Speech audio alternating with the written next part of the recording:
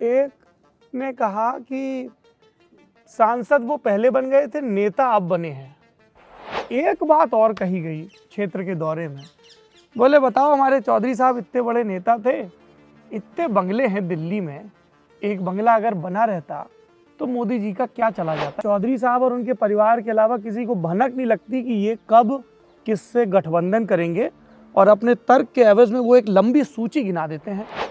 ये जो विधानसभा के चुनाव के नतीजे 10 मार्च को आने हैं, इसमें मेजॉरिटी से कुछ कम रहते हैं, तो बोले जयंत चौधरी सबसे पहले खड़े होंगे, जैसे दुष्यंत चौटाला हरियाणा में खड़े थे। 2007 से 9 के बीच ऐसा क्या हुआ कि सपा से वापस आप भाजपा के पाले में चले गए? इस तरह की भी लगातार जयंत जी खबरें आई कि आपके और अखिलेश जी की पार्टी यानी सपा के बीच भी खूब रस्साकशी चली। आपके समर्थक इसी बात पे आपसे खफा हैं, कह रहे हैं जयंत चौधरी अंगद की तरह पांव नहीं अड़ा रहे हैं गठबंधन में, पीछे हटते जा रहे हैं, टिकट उनको अच्छा ठीक है दे दो। मैं एक बड़ी तस्वीर दिखाना चाहता हूँ। मुजफ्फरनगर के राजनीतिक पंछियों ने कहा कि चौधरी अजीत सिंह हारे क्योंकि टिकैत परिवार खाप की आड़ लेके संजीव बालियान की तरफ चला गया।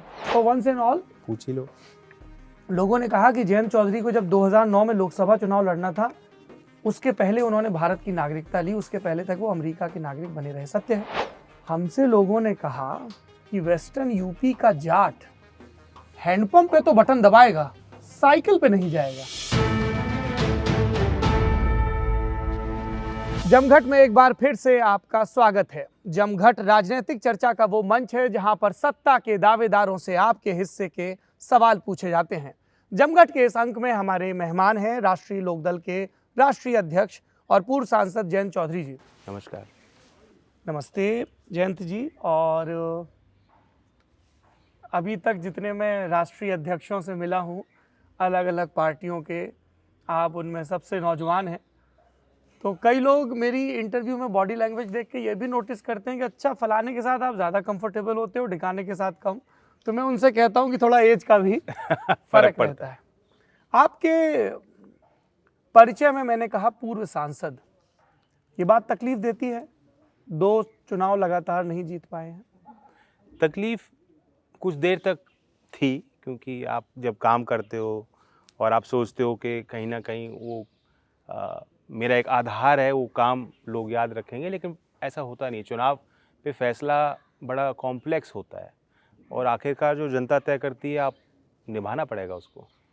तो मुझे एक मौका मिला है पिछले 10 साल हम लोग, क्योंकि अब 2 पार्लियामेंट चुनाव दोनों टर्म्स को जोड़ लेंगे जी। मैं दोनों चुनाव हार के बाहर रहा हूँ और बाहर बैठने का मौका मिला है, जनता के बीच रहने का मौका मिला है, वो इश्यूज उठाने का मौका मिला है जो शायद जब सत्ता में रहते हो तो उस निर्भीकता से आप उन बातों को नहीं कह सकते, और अपने अंदर भी झांकने का और सोच विचार करने का मौका मिला है। तो ये मेरे लिए शायद एक उपलब्धि रही है, कोई नुकसान या घाटा नहीं हुआ। हम इस इंटरव्यू सीरीज से पहले उत्तर प्रदेश के सभी 75 जिलों में गए एक प्री पोल यात्रा के लिए। आपके प्रभाव वाले, आपकी पार्टी के प्रभाव वाले इलाकों में जब हम गए तो लोगों ने 2-3 बड़ी दिलचस्प टिप्पणियां की। एक ने कहा कि सांसद वो पहले बन गए थे, नेता अब बने हैं। तो मैंने कहा मतलब? बोले अब रगड़ा पट्टी हो रही है। आपको भी ऐसा लगता है? नहीं हो रही है, और जब संघर्ष होता है तो उसमें आपको आनंद भी ज़्यादा आता है, आपको एड्रेनलिन मिलता है और मतलब एक बॉडी लगातार उसमें ऊर्जा में रहती है। तो मुझे काइनेटिक एनर्जी बहुत मिल रही है आजकल। अच्छा जी। दूसरी चीज़ कही गई, ये गांव के बुजुर्गों ने कहा कि मारे चौधरी साहब तो जीत गए थे पर बाद में गिनती की गड़बड़ हो गई। ये मुजफ्फरनगर में आपके पिता स्वर्गीय चौधरी अजीत सिंह जी के लिए कहा गया, क्योंकि मार्जिन 10,000 से भी कम था उनके और संजीव बालियान जी के बीच। और आपके लिए भी कहा गया, आपका मार्जिन मेरे ख्याल से 23,000 के लगभग था, है ना? क्या आप भी इन आरोपों में दम पाते हैं? अब ये मान्यता है, और सच्चाई ये है कि चुनाव में गड़बड़ियाँ भी हुई थी। किस तरह की? पोलिंग के टाइम जहाँ आप देख रहे हैं कि ज़्यादा हाई परसेंटेज हो रहा है कुछ बूथों पे जहाँ पहले नहीं होता था, तो कहीं ना कहीं कुछ गेमिंग हुई है उस सिस्टम में। और पोस्टल बैलेट कभी इतने आते नहीं थे, उस तरह के पोस्टल बैलेट आए हैं। बाद में मुझे ऑन ड्यूटी कुछ सिपाही थे, उन्होंने बताया कि हमारी तो वोट, हमारे जो सीनियर ऑफिसर्स थे उन्होंने बुला के जो है खुद ही जो है लगवा के भेज दिए। तो हज़ारों में पोस्टल बैलेट इतनी तादाद में आती नहीं थी पहले। बागपत में भी काफ़ी आई, और मुजफ्फरनगर में भी काफ़ी आई। और मुझे ध्यान है कि बागपत में तो ऐसा हुआ कि चुनाव के एक दिन पहले जो अखबार आया उसमें बताया गया कि 16,000 पोस्टल बैलेट है। काउंटिंग चल रही है, मैं काउंटिंग सेंटर पर गया हूँ, डीएम साहब से मैंने पूछा पोस्टल बैलेट कितने हैं, उन्होंने कहा कुछ 13,000 हैं। और यूजुअली उनकी काउंटिंग पहले होती है। दोनों इन सीटों पे वो पोस्टल बैलेट की काउंटिंग रुकवा दी गई और जब आखिर में जब ईवीएम की सारी काउंट होगी उसके बाद उनका काउंट कराया गया। तो इन सब कारणों से शायद जो वहाँ काउंटिंग एजेंट्स थे या जो जनता थी वो बातें उन तक गई और एक सवाल उनके मन में है, लेकिन ऐसा कुछ नहीं। हमने कोई उस पर आपने कोई फॉर्मल कंप्लेंट हमने नहीं लॉन्च की। अच्छा, तो ये जनता के बीच की बात जी है। जी जी। अच्छा, एक बात और कही गई क्षेत्र के दौरे में, बोले बताओ हमारे चौधरी साहब इतने बड़े नेता थे, इतने बंगले हैं दिल्ली में, एक बंगला अगर बना रहता तो मोदी जी का क्या चला जाता। ये 12 तुगलक लेन पे बने तो रहने का क्या मामला है? 12 तुगलक रोड, क्योंकि 30 साल से वहाँ बड़े चौधरी साहब थे तो लोगों का आना जाना था और शायद वो एक ही ऐसा सरकारी एक आवास था जिसके दरवाजे खुले होते थे। जी। मैं आपको बता रहा हूँ बचपन में क्या होता था कि दिल्ली में किसी को काम, गाजियाबाद से कोई गाड़ी लेकर आया, उसका कहीं और काम है तो अपनी गाड़ी हमारे घर में घुस के पार्क कर लिया करता था और रात को सारा काम वाम करा के पानी पी के गाड़ी में बैठ के जाया करता था। कोई गार्ड कुछ नहीं था। हाँ। तो एक खुली एक व्यवस्था होती थी। हाँ। और चूंकि चौधरी साहब का वो आवास था तो लोगों की उनके जिंदगी के अच्छे अच्छे सुनहरे पल वहाँ हमारे घर में हमारे बीच पले हैं, तो इसलिए एक भावनात्मक जुड़ाव उससे था। लेकिन मेरे सोच में वो कोई इशू हमारे लिए नहीं है। आपके लिए नहीं है बंगले का। एक किस्सा मैं आपको सुनाता हूँ आपके दादाजी का, ज़्यादातर तो आप मुझे सुनाएंगे और मैं भी क्या सुनाऊंगा, मैं तो पैदा नहीं हुआ था, मैंने सुनी पढ़ा सुनाई था। बातें हैं। सुनी सुनाई नहीं, पढ़ी हुई बात। हाँ जी। आप पैदा हुए टेक्सास में, यस। आपके पिताजी वहाँ काम करते थे, आईआईटी खड़गपुर से बीटेक किए हुए चौधरी अजीत सिंह जी। तो आप जब पैदा हुए तो आपके पैदा होने की खुशी में दिल्ली में एक पार्टी हुई आपके दादाजी के घर पर उस पार्टी में सुर्खी ये नहीं हुई कि साहब ग्रैंडसन हुआ है, सुर्खी ये हुई कि आपके दादाजी की कट्टर दुश्मन इंदिरा गांधी भी उस पार्टी में आपके उसी आवास पे 12 तुगलक रोड पे पहुंची हुई थी। अखबारों में तो ये तक छपा था कि क्या सर्व किया गया, समोसा और रसगुल्ला समेत। पर मसला ये है कि उस बर्थडे पार्टी या सेलिब्रेशन के बाद इंदिरा गांधी और चौधरी चरण सिंह के बीच नए सिरे से बातचीत होने लगी। अब यहाँ पे सवाल ये उठता है जयंत चौधरी जी कि आपकी पार्टी के बारे में जब भी राजनीतिक टिप्पणीकारों से बात करते हैं तो वो एक कॉमन फैक्टर बहुत बताते हैं, अनप्रिडिक्टेबिलिटी। बोले चौधरी साहब और उनके परिवार के अलावा किसी को भनक नहीं लगती कि ये कब किससे गठबंधन करेंगे और अपने तर्क के एवज में वो एक लंबी सूची गिना देते हैं। आपकी इस पे क्या राय है? देखिए, बड़े चौधरी साहब ने तो वो बर्थडे डिप्लोमेसी करी थी जी, और मेरे जन्मदिन पे वो बड़ी एक राजनीतिक घटना हो गई थी और मैंने भी वो देखी है, अखबार की वो तस्वीरें, कटिंग्स। मुझे बताया गया था ना कि देखो तुम्हारे जन्मदिन पे इतना बड़ा जी, एक इवेंट हुआ था। राजनीति का अर्थ ही है अनप्रिडिक्टेबल, क्योंकि आप प्रिडिक्ट कुछ नहीं कर सकते। जी, जनता क्या करेगी, क्या मतदान करेगी, ठीक है, कुछ मुद्दे हैं जिनको लेके हम चल सकते हैं या मानते हैं कि इन मुद्दों की एक मान्यता है, लोग इन चीज़ों से जुड़ रहे हैं हमारे साथ, लेकिन यू कैन नॉट प्रिडिक्ट। लेकिन पार्टीज का अपना एक स्टैंड होता है। ओके, पार्टियों का क्योंकि एक मूल एक विचारधारा होती है, एक आइडिया होता है, एक पहचान होती है, इसीलिए वो संगठन बनाया गया। ओके, पार्टी एक राजनीतिक संगठन इसलिए बनाया गया है कि आप कुछ करना चाहते हो और आप वहाँ तक पहुँचने के लिए आपने एक पथ है, एक रास्ता है जो आप कम्युनिकेट करते हैं, उस बारे में लोगों को पता है। मैं ये कहता हूँ कि अगर आप उस विचारधारा से समझौता नहीं कर रहे हो तो सब कुछ ठीक है। क्या है राष्ट्रीय लोकदल की विचारधारा जिससे आप कभी भी समझौता नहीं करेंगे? देखिए, प्राथमिकता हम किसान को देते हैं, एग्रीकल्चर सेक्टर को देते आए हैं और ये देश की रियलिटी भी है। चौधरी चरण सिंह का एक पूरे उनके जो जीवन भर का एक समर्पण था, जो संघर्ष था, वो उसी वर्ग के लिए था, उस वर्ग के उत्थान के लिए उन्होंने काम किए। इतने काम किए कि आज भी लोग गिना देते हैं गाँव। बिल्कुल। तो वही हमारा एक वो आदर्श है, वही हमारा लक्ष्य है कि रूरल इकोनॉमी को हम लोग कैसे मुख्य धारा में उन लोगों को कैसे लाएंगे। रूरल इकोनॉमी को मुख्यधारा में लाने के लिए कल को भाजपा आपको अपने पाले में न्योता देती है तो आप चले जाएंगे? भाजपा, आप ये कह सकते हैं कि एक आध कानून बना सकती है किसान के पक्ष में। वाजपेयी सरकार आई थी, उन्होंने कुछ अच्छे काम किए थे खेती करने वाले किसानों के लिए, और चौधरी साहब भी उनके साथ उन्होंने काम भी किया, उनके मंत्रिमंडल में भी वो रहे।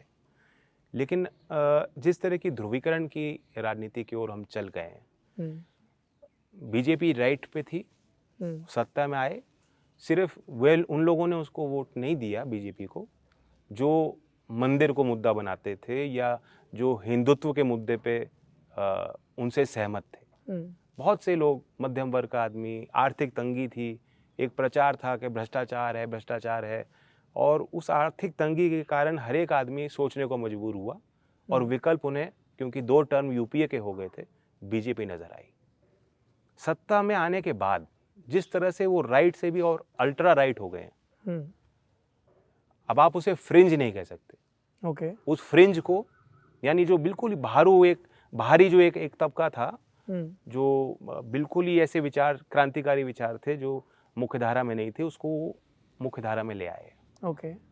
मुझे तो नहीं याद कि बीजेपी के जो दूसरा टर्म आ गया, इन वर्षों से पहले कभी इतनी घटनाएं होती थी कि राह चलते किसी भी आदमी को मॉब ने उठा के मार दिया, सिर्फ इस शक पे कि जो गाय उसकी गाय है, वो किसान भी हो सकता है, उसी गाय को वो लेकर जा रहा होगा, इस शक पे कि ये कहीं ना कहीं वो कैटल ट्रेड में है। आप क्या खाओगे, क्या पहनोगे, कपड़ों से पहचान होगी, ये बयान एक प्रधानमंत्री के हैं। तो इस तरह की जो राजनीति हुई है, मैं नहीं मानता कि आप कितने कानून बना लो, घोषणा कर लो, जब तक अमन चैन नहीं होगा, अगर आप उसी से खिलवाड़ कर दोगे तो देश को तो आप हिस्से में बांट ही रहे हो। तो इसलिए वो चीज़ सब चीज़ों को ट्रम्प कर देती है। अगर बीजेपी और सेंटर में आती तो मैं ही नहीं, बहुत से लोग ऐसे थे जो इस पे सोच सकते थे, लेकिन आज सच्चाई ये है कि बीजेपी अपने अलायंस पार्टनर को संभाल नहीं पा रही। अकाली दल छोड़ गया, शिवसेना छोड़ गया, ऐसी पार्टियां जिन्होंने हमेशा बीजेपी के साथ वो रहे, क्या कारण है कि आज वो बीजेपी के साथ काम नहीं करना चाहते? मुझे आपके कई आलोचकों ने इस इंटरव्यू के पहले ये कहा कि आप स्पेसिफिकली जयंत चौधरी से ये पूछिएगा कि क्या वो कभी भाजपा के साथ नहीं जाएंगे। उन्होंने कहा कि मान लीजिए फॉर आर्ग्यूमेंट सेक, ये जो विधानसभा के चुनाव के नतीजे 10 मार्च को आने हैं, इसमें मेजॉरिटी से कुछ कम रहते हैं, तो बोले जयंत चौधरी सबसे पहले खड़े होंगे, जैसे दुष्यंत चौटाला हरियाणा में खड़े थे। इस तरह के अंदेशे क्यों जताए जाते हैं आपके बारे में? छोटी पार्टियां समझौता करती हैं, ये रियलिटी है। जो अगर आप पूरे प्रदेश में अगर चुनाव नहीं लड़ रहे और प्रदेश में सरकार बननी है जी, तो रियल पॉलिटिक्स ये कहती है कि आप कुछ ऐसा निर्णय लो कि दोबारा चुनाव जनता को फेस ना करना पड़े, क्योंकि वो फिर एक तरह से एक मैच्योर डेमोक्रेसी की एक पहचान है कि आप अंडरस्टैंडिंग बनाएं। सब चीज़ों पे सहमति नहीं होती, लेकिन कुछ ना कुछ कोर वैल्यूज़ शेयर होने चाहिए। मैं आपको यही कह रहा हूँ कि आज की जो मॉडर्न भाजपा है, उसके जो मूल सिद्धांत हैं या जिस विषय को लेके वो काम कर रही है, आगे बढ़ रही है, उनसे हमारा मेल ही नहीं है। तो हमारा आधार ही क्या होगा? गठबंधन का क्या आधार होगा? और उस कारण से हम तो लगातार, अगर कोई बोल रहा है इतना मुखर होकर बीजेपी के नीतियों के विरोध में, तो हमारा कार्यकर्ता बोल रहा है। हमने लाठियां खाई, किसान आंदोलन में सबसे आगे पहले हम आए। बहुत लोग सोच सकते थे कि भाई चुप रहो, क्या पता क्या परिस्थिति बन जाए, क्या पता क्या समझौते करने पड़े, लेकिन हम खुल के बोल रहे हैं। तो अगर हम आज खुल के बोल रहे हैं तो हम कल कौन सी पट्टी लग जाएगी मुंह पे? इस पे हम आएंगे, किसान आंदोलन पर भी और मौजूदा उस पर। आपने एक बड़ा दिलचस्प टर्म इस्तेमाल किया जयंती जी, रियल पॉलिटिक्स। थोड़ी देर पहले अटल बिहारी वाजपेयी की सरकार की बात हो रही थी, आपने कहा कि उस समय कुछ किसानों के हित में काम हुआ। मैं आगे के कुछ सवाल पूछने से पहले ये जानना चाहता हूँ कि आपके पिताजी से उनके राजनीतिक फैसलों को लेकर चर्चा होती थी कि पापा आपने इस साल ये मिनिस्ट्री थी तो क्या किया, या इस साल ये मूव था तो क्या किया? नहीं, होती थी, और मैं उनको कहता भी था कि कई किताबें लिखी जा सकती थी। वो जो राजनीति का दौर था जब वो आए जी, और फिर जिस तरह से वो एक स्प्लिंटरिंग हुई, नॉन कांग्रेस जो पहली सरकार बनी थी, उसके बाद अलग अलग पार्टियां बनी, और बीकेडी, बीएलडी, जो जनता परिवार सारा स्प्लिंटर हो गया, लोकदल अ ब बना। तो बड़ा ही टमल्टुअस टाइम था पॉलिटिकल हमारे देश के इतिहास में, और एज ए पॉलिटिकल स्टूडेंट भी बहुत चीज़ें उसमें से निकाली जा सकती हैं। लेकिन आपने भी देखा होगा कि 80 और 90 के उस दशक के बारे में बहुत कुछ लिखा नहीं गया है। तो मैं तो उनको बहुत कहता था कि कुछ लिखना चाहिए, लेकिन ध्यान नहीं दिया बड़े चौधरी ने आपके सुझाव पे। शायद देखिए, चौधरी चरण सिंह जी बड़े कॉन्शियस थे इस बारे में जी, क्योंकि किताबों की सूची है पूरी। क्योंकि उनको यही लगता था कि मैं गांव देहात से निकला हूँ, तो लोग मानते हैं कि मैं मेरी मतलब बौद्धिक शक्तियों पे ही लोग शक करते हैं, कि लोग कहते हैं तो गाँव का गवार, तो उस एक टैग को वो हटाना चाहते थे। तो बड़े कॉन्शियस थे, वो प्रिजर्व करते थे उनकी चिट्ठियाँ, हजारों दस्तावेज। जब उनका निधन हुआ तो दादी जी ने फैसला लिया, परिवार ने फैसला लिया, और नेहरू मेमोरियल लाइब्रेरी को हमने वो डोनेट किया कि ताकि वो प्रिजर्व हो सके, ताकि आगे कोई अनुसंधान रिसर्च करना चाहे तो सोशल साइंटिस्ट कोई हो, बच्चा हो, नौजवान हो, तो उसको वो चीज़ें उपलब्ध रहें। वो परिवार के लिए धरोहर नहीं है, वो राष्ट्र की धरोहर। बिल्कुल। तो वो बड़े कॉन्शियस थे प्रिजर्व करने में। चौधरी अजीत सिंह जी बहुत पढ़े लिखे थे, इंटेलेक्चुअल थे। दुनिया में वेनेजुएला में क्या हो रहा है, कोलंबिया में क्या हो रहा है, चाइना में क्या हो रहा है, इंडिया में गाँव में क्या हो रहा है, सब पे वो बहुत उनको जानकारी थी। रोज़ 3 से 4 घंटा वो पढ़ते थे सुबह उठ के। बहुत डिसिप्लिन्ड उनकी लाइफ थी, अनुशासन का उनका जीवन था। लेकिन इस बारे में वो बड़े कैजुअल थे। डॉक्यूमेंटेशन उनको लगता था, वो अपने आप को इतना इम्पोर्टेंट, खुद के नज़र में अपने आप को उन्होंने इम्पोर्टेंस शायद कम दी। उन्होंने इतने काम किए, वो बताते नहीं थे लोगों को कि मैंने किए हैं काम। तो अब हमें उन चीज़ों को निकालने में कि अच्छा ये चौधरी अजीत सिंह जी के कार्यकाल में ये काम हुआ, गिनाने में, क्योंकि वरना लोग भूल जाते हैं। तो अब हम प्रशिक्षण देंगे अपने कार्यकर्ताओं को। ओके। आपके दादाजी का जब देहांत हुआ आपकी उम्र 8 साल थी। जी जी। कोई उनकी स्मृति है आपको? हाँ जी, बिल्कुल याद है। वो तुगलक रोड की चीज़ें मुझे याद हैं। वो आप पूछ रहे थे तुगलक रोड से क्या लगाव है, क्योंकि हम सबका बचपन वहाँ गया। बहुत ही खुला एक वातावरण था, परिवार के साथ वो बैठते थे, पूरा परिवार इकट्ठा होता था। दूर दूर के मेरे कज़न्स, बुआ के बेटे, बच्चियाँ, बल्कि कोई गांव से कोई इम्तिहान की तैयारी कर रहा है तो वो भी आके वहाँ तुगलक रोड पे रह रहा है। अच्छा। मतलब लोगों ने 2-2 3-3 महीने वहाँ रहे, इम्तिहान दिए, मतलब दूर से कोई रिश्ता हो ना हो, डजेंट मैटर। तो उस तरह का वातावरण को मैंने देखा। चौईसा बुलाते थे मुझे, गायत्री मंत्र उन्होंने मुझे सिखाया। अच्छा। और उनके यहाँ तस्वीरें होती थी गांधी जी की। आर्य समाज का पालन करते हैं? हाँ, मैं भी आर्य समाजी हूँ, बिकॉज ऑफ द ट्रेडिशन। वो तो कट्टर आर्य समाजी थे। तो वो बातें हैं मेरे उसमें जहन में। और जैसे बच्चों के साथ खेलते हैं, वो कुश्ती किया करते थे, रेगुलर दादा और वाला खेल टुक टुक का चला करता था घर वालों के साथ बैठ के। तो वो चीज़ें मुझे याद है। और उनका एक प्रेजेंस था। जी जी। अगर कमरे में वो कहीं बैठे हैं, हाँ, तो पूरे कमरे में एक ऐसी एक ग्लो, या मतलब डिस्क्राइब नहीं कर सकते, कि सबको पता था कि वहाँ चौधरी साहब है। जयंत चौधरी की राजनीति में दिलचस्पी कब से शुरू हुई? मैं बता नहीं सकता। बहुत, ये सवाल ऐसा है कि अक्सर पूछा जाता है। अच्छा। बट मैं बता नहीं सकता, क्योंकि शायद कहीं शुरुआत से ही कुछ ना कुछ एक रुचि रही होगी, या एक इच्छा रही होगी कि इस काम में बारीकी में जाके घुसना है। ये नहीं था कि आप चुनाव लड़ना सब कुछ नहीं होता। ये कोई नहीं सोचता। कैंपेन का हिस्सा आप क्या आपको एमपी बनना है, या एमएलए बनना है, या कोई मिनिस्टर, ये कुछ नहीं होता जी। बट उस सिस्टम का हिस्सा बनना है। ये कहीं ना कहीं बचपन से ही कुछ ना कुछ एक विचार इर्द गिर्द देख रहे थे। तो कैंपेनिंग का हिस्सा बनना कब से शुरू किया आपने? पिताजी के कैंपेन्स में हिस्सा लिया आपने? हाँ, लिया। 1996 में, शायद 96 में या 98 में एक बाई इलेक्शन था। 96 के बाद था, उन्होंने कांग्रेस से इस्तीफा देके नई पार्टी बनाई थी। एक बेगम लड़ी थी हमारा चुनाव, कैराना मुजफ्फरनगर, उस जी जी। तो उनके एक बाई इलेक्शन में मैं गया था, शायद पहला चुनाव था जिसमें मैं सक्रिय हुआ था। फिर 2002 के चुनाव में मैंने काफ़ी कैंपेनिंग की, विधानसभा के चुनाव। हाँ, और 2004 के फिर पार्लियामेंट के चुनाव में मैंने कैंपेनिंग की थी। और फिर 2009 का मैं चुनाव लड़ा था। ये 2002 के चुनाव का आप जिक्र कर रहे हैं। लोग जब आपकी पार्टी पर ये इल्ज़ाम लगाते हैं कि साहब ये रियल पॉलिटिक्स के चक्कर में अपने फ़ायदे देखते हैं, तो कहते हैं कि चौधरी अजीत सिंह को जॉर्ज फर्नांडिस साहब इतनी मान मनव्वल के बाद एनडीए में लाए, खूब सम्मान दिया, जबकि सांसदों की संख्या इतनी नहीं थी, मंत्री पद दिया, लेकिन जैसे ही उन्हें लगा कि मुलायम सिंह से बेटर डील मिल रही है लखनऊ में, तो तुरंत स्विच कर गए। नहीं, ऐसा नहीं। चौधरी साहब बड़े भावनात्मक आदमी थे। तो जब किसी पे विश्वास करते थे तो पूरा विश्वास करते थे, और जब किसी से नाराज होते थे तो एकदम उनकी नाराजगी भी जाहिर हो जाती थी।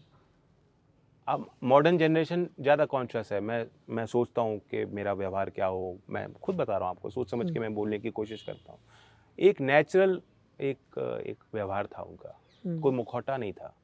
उस कारण से आजकल के समय में रिश्ते लंबे समय चलाने में या तो डीप लेवल की अंडरस्टैंडिंग हो, अगर ऊपरी तौर पे ही कोई मिलेगा और उस तरह का व्यवहार होगा तो हो सकता है कुछ दरार आए, जो मैं उनके पर्सनैलिटी के बारे में आपको बता रहा हूँ। बट वो बहुत ही सच्चे और ईमानदार थे अपने रिश्तों को निभाने में। बीजेपी के 2002 के चुनाव में, मतलब उस सरकार में जो साजिश सरकार, हम भी उसमें शामिल थे, उसमें कुछ खटाई पैदा हुई थी रिश्तों में। चौई साहब गए थे तेलंगाना जी, और केसीआर जी के एक कार्यक्रम में वो शामिल हुए थे, और जो मेरी उनसे बातचीत हुई है, जो मुझे पता लगा, तो हेलीकॉप्टर पर लैंड आया, फिर पीएमओ से उनको फ़ोन आया कि आपका मंत्रालय बदलना चाहते हैं, तो फिर चौई साहब ने कहा कि फिर आई रिज़ाइन। तो इस तरह की कोई बात हुई थी। बाकी जो उस समय सरकार में शामिल थे सीनियर लीडर्स हैं, राजनाथ सिंह जी हैं और लोग हैं, उनको भी शायद ज़्यादा जानकारी होगी। अच्छा, उसके बाद समाजवादी पार्टी के साथ आपका अलायंस होता है, जैसे अभी 2022 के चुनाव में है। यस। लेकिन मुलायम सिंह जी तब सीएम थे। मुलायम सिंह जी सीएम बनते हैं, आपकी पार्टी शामिल होती है सरकार में, अनुराधा चौधरी जी मंत्री बनती हैं। अच्छा, ये भी कहा गया, देखिए ध्यान आया कि अनुराधा चौधरी से आपकी बिल्कुल भी नहीं बनती थी, और ये भी कहा गया कि जितने ये पुराने नेता थे उन सबको जयंत चौधरी ने किनारे लगा दिया। ऐसा कुछ नहीं है। पुराने लोगों का अनुभव होता है, तो उनको तो आप जितना उनसे काम लें। हम लोग युवा हैं, बट हम लोग बिना उनके कुछ कर नहीं सकते जी।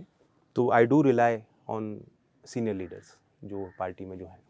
अच्छा, तो 2007 से 9 के बीच ऐसा क्या हुआ कि सपा से वापस आप भाजपा के पाले में चले गए?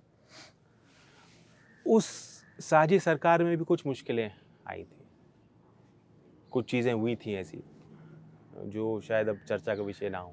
नहीं, समर्थक जानना चाहेंगे, क्योंकि चौक चौराहों पे तो उनको डिफेंड करना पड़ता है, समर्थकों को पता है जी। और हमसे ज़्यादा समझौते करने और बदलने में, आप देखो बड़ी पार्टियां हैं, उन पे आप कहिए ना, बीजेपी क्यों समझौता करती है और बिगाड़ती है। तो ये तो एक है ही कि समझौता तो पार्टीज करती हैं, अंडरस्टैंडिंग आपस में तालमेल बनाती हैं, और सोल्यूशन ओरिएंटेड पॉलिटिक्स तो कहती है कि हम लोग ये कोई युद्ध नहीं है, हम सब एक देश के फ्लेक्सिबिलिटी रखें, एक दूसरे का सम्मान करें। तो 2009 में आप पहला चुनाव लड़ते हैं, बीजेपी के साथ गठबंधन में सांसद बनते हैं। मकसद था एलके आडवाणी के नाम के आगे से पीएम इन वेटिंग में इन वेटिंग हटाना। आपकी बात होती है आडवाणी जी से? लास्ट टाइम कब बात हुई? नहीं, वो चौई साहब के 23 दिसंबर के कार्यक्रम में, वो हर वर्ष जो तस्वीर लगी है सेंट्रल हॉल में जी, उसमें वो आते हैं। वो भी बहुत डिसिप्लिन्ड पार्लियामेंटेरियन रहे हैं, लाइफ लॉन्ग। मैंने देखा है, जब मैं भी पार्लियामेंट में होता था, बहुत लोग पूरे डिबेट्स को सुबह से शाम तक बैठ के नहीं सुनते थे, बट वो उस डिसिप्लिन को उन्होंने हमेशा मेंटेन किया। बट वो सीनियर लीडर हैं, ऐसा नहीं है कि मैं फ़ोन करके उनसे बात कर रहा हूँ या मशवरा कर रहा हूँ। लेकिन एक फ़ोन है जिसके बारे में ज़्यादा बात नहीं हुई है।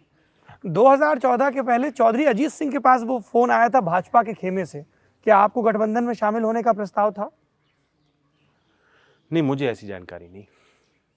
आपको कोई जानकारी नहीं चौधरी साहब के पास भाजपा की तरफ से गठबंधन के लिए? नहीं, होता क्या है, नहीं है, मुझे ऐसी कोई जानकारी नहीं। जो पहला चुनाव जब हम यूपीए से हटे थे, ये ऑब्वियस था कि एक डायरेक्शन लोगों को पता लग रहा था जी, कि सरकार के खिलाफ काफ़ी नाराज़गी है जो जाहिर हुई थी। लेकिन हमने यही निर्णय लिया क्योंकि भूमि अधिग्रहण कानून रहा हो, और फिर अंतिम कैबिनेट मीटिंग में जो एक जाट रिजर्वेशन का एक पहल जो चौधरी साहब ने ली थी, वो चौधरी अजीत सिंह जी के विशेष आग्रह पे ये काम हुए थे यूपीए 2 में। और इसलिए वो जो दंगा हुआ मुजफ्फरनगर में, उससे भी हम लोग आहत थे। उस समय उस चुनाव में बीजेपी के साथ जाने का मतलब होता कि इस क्षेत्र में आज जो हम भाईचारा बना पा रहे हैं, ये कभी संभव नहीं होता। और जो हमने काम कराया यूपीए 2 में, हमें ये विश्वास था कि उन विषयों को लेकर जब हम किसानों के बीच जाएंगे तो लोग जो हमारे हैं वो हमारा साथ देंगे। तो ये कैलकुलेशन था, इसलिए शायद अगर कोई फ़ोन आया भी हो, हमने उसको तरजीह नहीं दी। उससे हम कांग्रेस के साथ ही वो चुनाव लड़े थे। जी, कांग्रेस के साथ का आप जिक्र कर रहे हैं, एक आप लोग एयरपोर्ट पे कुछ चाट या टिक्की खा रहे थे, फोटो और सबकी बड़ी चर्चा हुई, क्या हुई थी बातचीत? नहीं, चाट एयरपोर्ट लाउंज चाट चौधरी चरण सिंह एयरपोर्ट लखनऊ, चाट चटपटी थी, बातचीत तो सादी थी। बातचीत सादी थी। रिश्ते हैं, और राजस्थान में हमारे एक मंत्री हैं जो वहाँ सरकार में शामिल है। अच्छा, तो कांग्रेस बात से तो कोई करनी ऐसा पड़ेगी। परहेज नहीं है? बात तो करनी पड़ेगी ना। क्या इस तरह की कोशिशें हुई इस बार भी कि सपा रालोद के गठबंधन में कांग्रेस भी यूपी में शामिल हो जाए 2017 में जैसे शामिल हुए थे कांग्रेस और सपा? देखिए, सारी संभावनाओं को विपक्ष को देखना होता है। आपको पता है कि कांग्रेस ही नहीं और पार्टीज के साथ भी एक्सप्लोर हुआ है जी। कि किस तरह का अंडरस्टैंडिंग हो सकता है। लेकिन अंत में जो व्यवहारिक गठबंधन है, जो जिताऊ गठबंधन है, जो जीत सकता है, जिस पे जनता का विश्वास है, जिसके ग्रास रूट्स पे ताकत है, जिनके कार्यकर्ता लगातार 5 साल जिन्होंने काम किया है, संघर्ष किया है, उन पार्टियों में आपस में तालमेल बन पाया। आपको लग रहा है कांग्रेस ने संघर्ष नहीं किया? मैं तो खुल के कह रहा हूँ नहीं किया। आई डोंट नो कि कांग्रेस के पार्टी का क्या कार्यक्रम चला है 5 साल में, कि उन संगठन को उन्होंने काम दिया हो, कभी ज्ञापन दिया हो, कभी धरना दिया हो किसान की समस्या पे, बिजली की समस्या पे। तो वो जिस तरह का एक्टिविज्म होना चाहिए यूपी में नहीं है, उनका प्रेजेंस नहीं है ऑन ग्राउंड।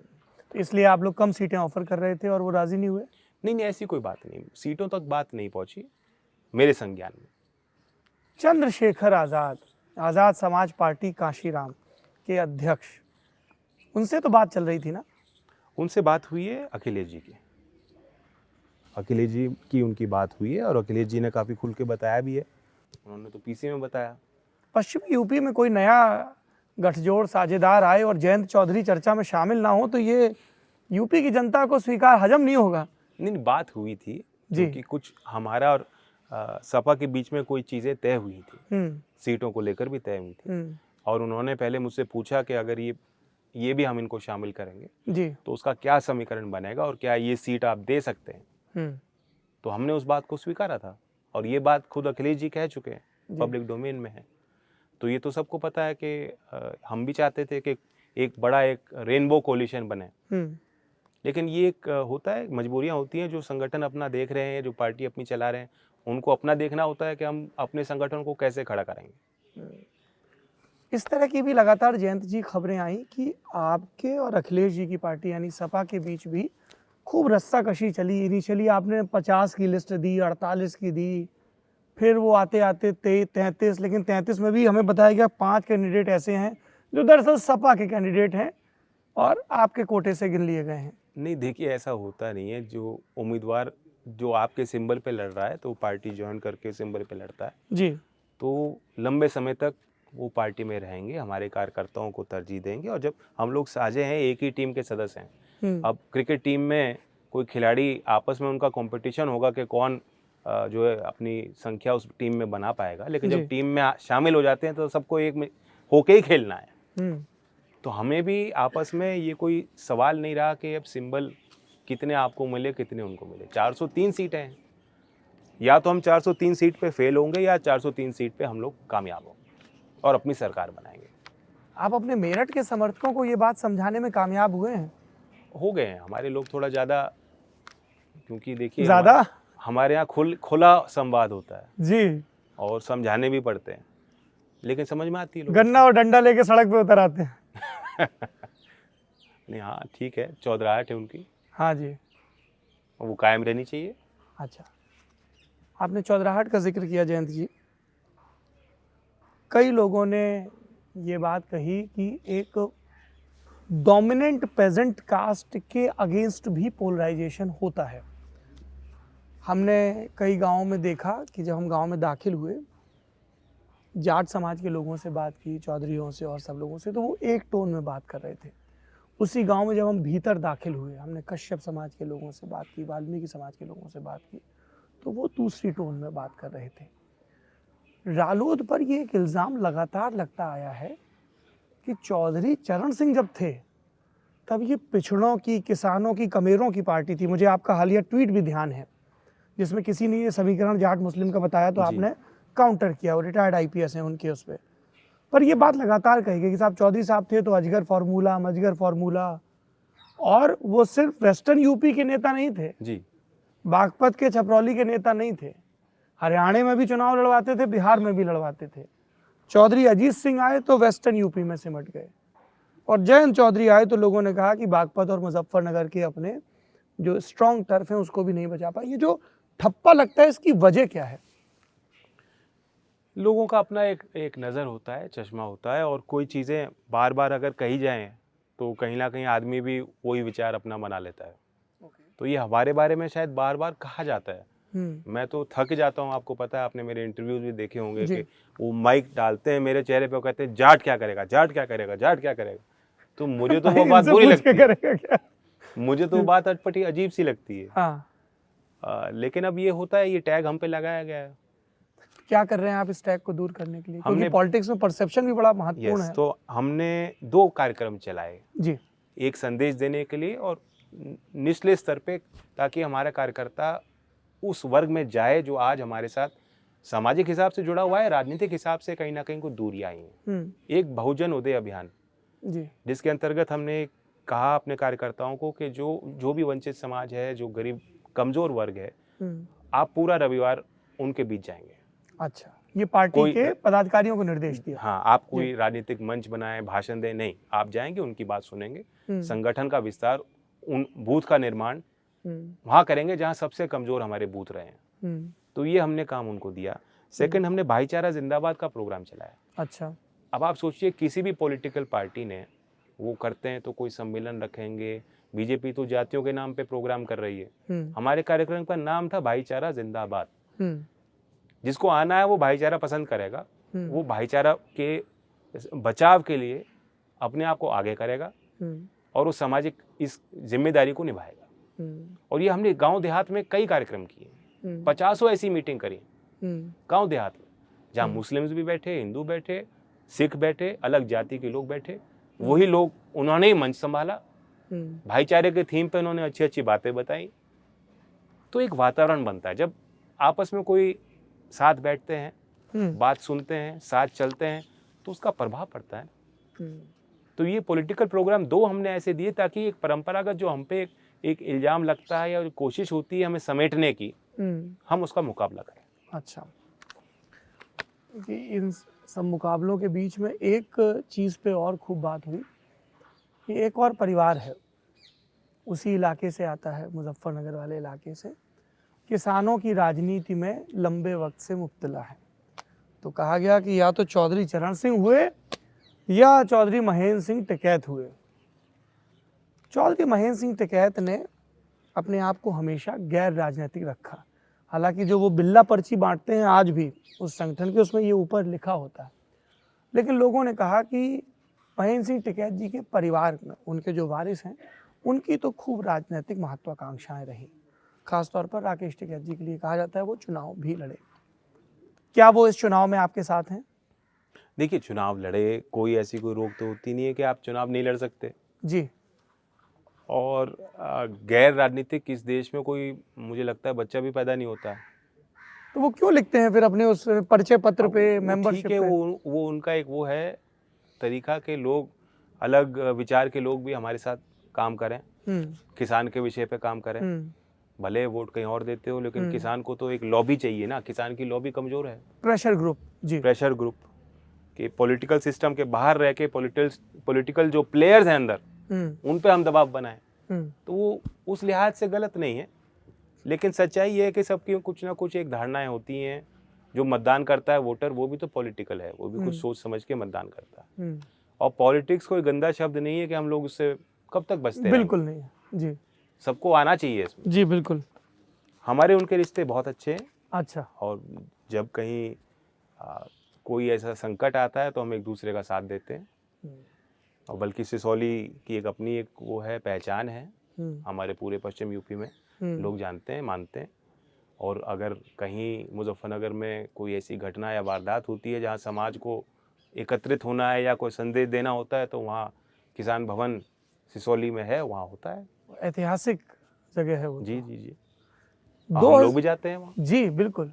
2019 में लेकिन उन्होंने साथ नहीं दिया आपका। मुजफ्फरनगर के राजनीतिक पंछियों ने कहा कि चौधरी अजीत सिंह हारे, क्योंकि टिकैत परिवार खाप की आड़ लेके संजीव बालियान की तरफ चला गया। आपके पास भी ये फीडबैक आया ही होगा। नहीं है, और उन्होंने भी खुला कहा है, उन्होंने मंच पे इस बात को कहा है जी। इस बात से कोई गुरेज नहीं है, वो उनका फैसला था, उन्होंने वोट किया। ये कोई ज़बरदस्ती तो होती नहीं, उनका मन था उस समय।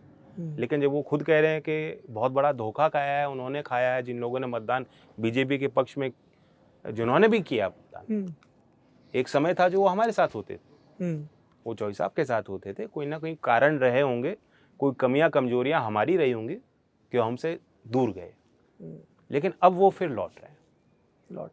टिकैत परिवार आपका समर्थन कर रहा है इस चुनाव में? गैर राजनीतिक तरीके से। गैर राजनीतिक, क्रिप्टिक आंसर। अच्छा, एक चीज बताइए, आपके और उनके बीच ये लखीमपुर खीरी को लेके क्या सहमति बनी? तमाम बड़े नेताओं को रोक दिया गया, ये मैंने मुख्यमंत्री से भी पूछा, पर वो फौरन से वहां पहुंच गए, मध्यस्थता कराने लगे, और आपके भी कुछ वीडियो आए जिसमें आप पैदल चल रहे हैं, पहुंच रहे हैं। हाँ, मुझे तो 13-15 घंटे लग गए, तो 3.5-4 घंटे का रास्ता है। उन्हीं के साथ बैठ जाते, बात तो हो रही, अब आपकी दोस्ती भी हो गई। नहीं, वो पहले वहाँ पहुँच चुके थे, मैं अपने अलग रास्ते पे था, और उनका एक दायित्व था, क्योंकि वहाँ किसान संगठन जो दूसरे जो अम्ब्रेला ऑर्गेनाइजेशंस यहाँ बैठे हैं मोर्चे पे, उनके सब प्रतिनिधि वहाँ जा रहे थे, तो इसलिए वो ठीक नहीं रहता कि मैं उनको कहूँ कि मैं आपके साथ चल रहा हूँ या आप मेरे साथ चलो। तो मेरा अपना एक प्रयास था, और हम सब जगह सरकार ने कोशिश करी हुई थी रोकने की, तो किसी तरह बच के हम निकल गए, पहुँच गए वहाँ स्थान तक जो दायित्व था। और मैं नहीं समझता, ये तो मैं मानता हूँ कि हम सबका कर्तव्य था कि जब इतनी बड़ी घटना हो गई है, अगर हम एक दूसरे का दुख भी नहीं बांट सकते, ऐसे परिवारों से हम लोग मिल भी नहीं सकते, क्या गुनाह था अगर हम लोग वहाँ जाना चाहते थे? तो इस तरह से जो बिल्कुल दबाने की कोशिश है कि कोई विरोध पनप ना पाए, कोई सवाल पूछ ना पाए, उन्हीं को घेरो जो सवाल पूछता है, ये बड़ी खराब सोच है। ऐसी सरकार जो इतनी मतलब मजबूर करते हों आम लोगों को, नागरिकों को, हम जैसे लोगों को, ऐसी सरकार तो बड़ी तानाशाही है ना। और ऐसी सरकार मेरे जहन में तो बनी नहीं है। इमरजेंसी के टाइम का जो एक सोचने का, काम करने का तरीका रहा होगा उस टाइम, उसी तर्ज पे आज काम हो रहा है। किसानों पर आएंगे आप, चूंकि अब हम लोग वहाँ बातचीत के पड़ाव में वहाँ तक पहुँच ही गए हैं। दो तरह की थ्योरी सुनने में आती हैं जयंत जी। एक थ्योरी ये है कि गाजीपुर का मोर्चा कमज़ोर पड़ रहा था, नंद किशोर गुर्जर ने आके कुछ कुछ बोला, अस्मिता की बात आ गई, और राष्ट्रीय लोकदल ने अपनी पूरी ताकत लगा दी और इस मोर्चे को भी और इस आंदोलन को भी नए सिरे से खड़ा कर दिया। Theory number 1। और थ्योरी नंबर 2 ये कि जयंत चौधरी को लगा कि ऐसे ही चलता रहा तो मुझसे बड़ा नेता तो राकेश टिकैत बन जाएगा, इसलिए दखल जरूरी है। लेकिन राकेश जी तो गैर राजनीतिक हैं। थ्योरी नंबर 1 ही है, और मुद्दा भी था। ऐसा नहीं कि मुद्दे को लोग नहीं जानते या मुद्दे को नहीं पहचानते या मुद्दे में दम नहीं था, मुद्दा भी था। ये लोगों को समझ में आया, बहुत ठेस पहुंची है लोगों को जी कि आंदोलन होते हैं, आप जाने दीजिए लोगों को। इस तरह की रोक टोक किस सरकार ने करी? कभी कोई किसान ट्रैक्टर लेके आ ही नहीं सकता दिल्ली। बोट क्लब की रैली आपको याद होगी चौधरी चरण सिंह जी की, मतलब आपने मेरे जन्मदिन का जिक्र किया, और वो एक ऐसी नाराजगी प्रदर्शन रैली, हाँ, मुरारजी भाई से तो हमेशा रहा। महेंद्र टिकैत जी ने यहाँ बोट क्लब पे जमा, उसके बाद से ही प्रतिबंध लग गया बोट क्लब की रैलियों पे। हाँ, लेकिन कोई स्थान होना चाहिए जहाँ नागरिक आके कुछ सवाल कर पाए। इन्होंने, सरकार ने जिस तरह के तार बिछाए, जिस तरह की लाठियां चलाई, हरियाणा में जब मूवमेंट शुरू हुआ, जिस तरह से उससे कुचलने की कोशिश की, हमारे यहाँ नाराजगी बढ़ती जा रही थी।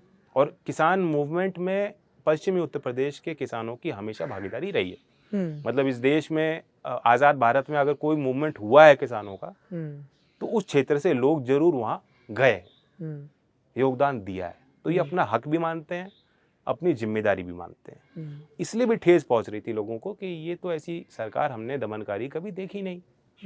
वो नाराजगी बढ़ती गई।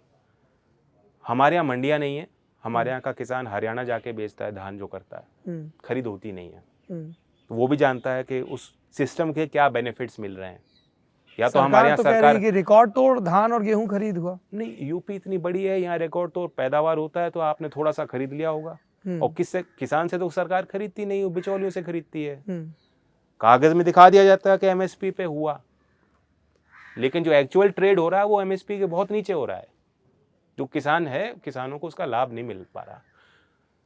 अब मंडी आप या तो आप बनाओ, मंडी सरकार बनाना नहीं चाहती, अब पूरी तरह से वो प्राइवेट सेक्टर को सौंप देना चाहती है। तो उससे भी लोगों को एक डर था कि ये आगे के लिए हमारे लिए बहुत बड़ा संकट खड़ा हो जाएगा। तो ये विरोध दोनों ही कारणों से बनता गया। और फिर जो बदतमीजी करी सरकार ने कि शाम को ही टेलीविजन स्टूडियो में चर्चा होगी कि आज खत्म हो जाएगा किसान आंदोलन। अब मुझे नहीं पता जी इंडिया टीवी जितने भी मतलब जो ईमानदार चैनल्स हैं कि उनको किसने पहले बताया कि आज वहाँ फोर्स भेजी जाएगी, बिजली पानी काट दिया गया है और आज जो है देखा जाएगा उनको और निपटा दिया जाएगा। उन्हें पहले से अंदेशा था। वहाँ फोर्स पहुंची, वहाँ उन्होंने बदतमीजी करनी शुरू करी। वो नंदकिशोर गुर्जर जो एक वहाँ के विधायक हैं, जिनका किसान के वोट से वो जीते हैं, लेकिन किसान को वो कुछ मानते नहीं, वो जाके वहाँ बदतमीजी करने लग गए।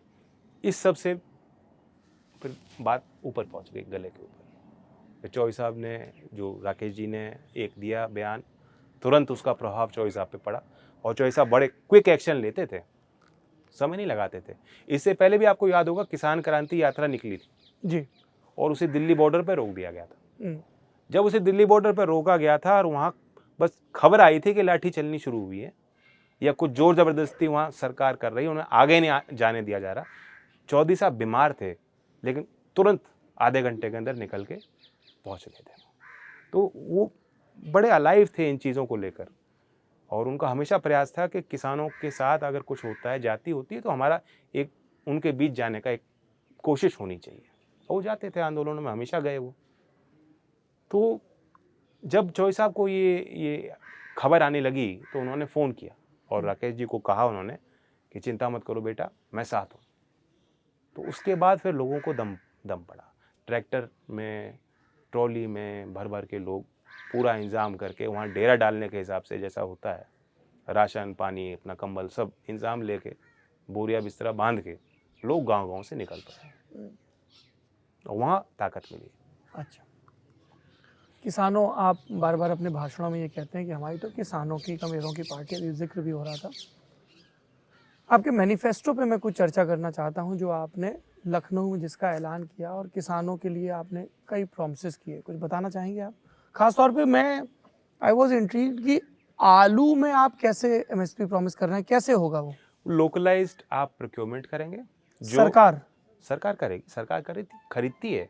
ऐसा नहीं है कि सरकार सिर्फ धान और मतलब गेहूं खरीदने के लिए ही बनी है। आलू खरीदेगी, खरीद सकती है सरकार, और इसका सिस्टम करना आसान है, मुश्किल नहीं है जी। जो पूरा आपकी आगरा बेल्ट है और बाराबंकी है लखनऊ के समीप, जो आगरा के प्रोडक्शन सेंटर्स हैं, वहाँ प्रॉपर आप ग्रेडिंग और पैकिंग और प्रोक्योरमेंट कर सकते हैं। लोकलाइज प्रोक्योरमेंट हो और लोकलाइज ही आप उसको डिसेंट्रलाइज तरीके से आप राशन में उनको जोड़ सकते हैं।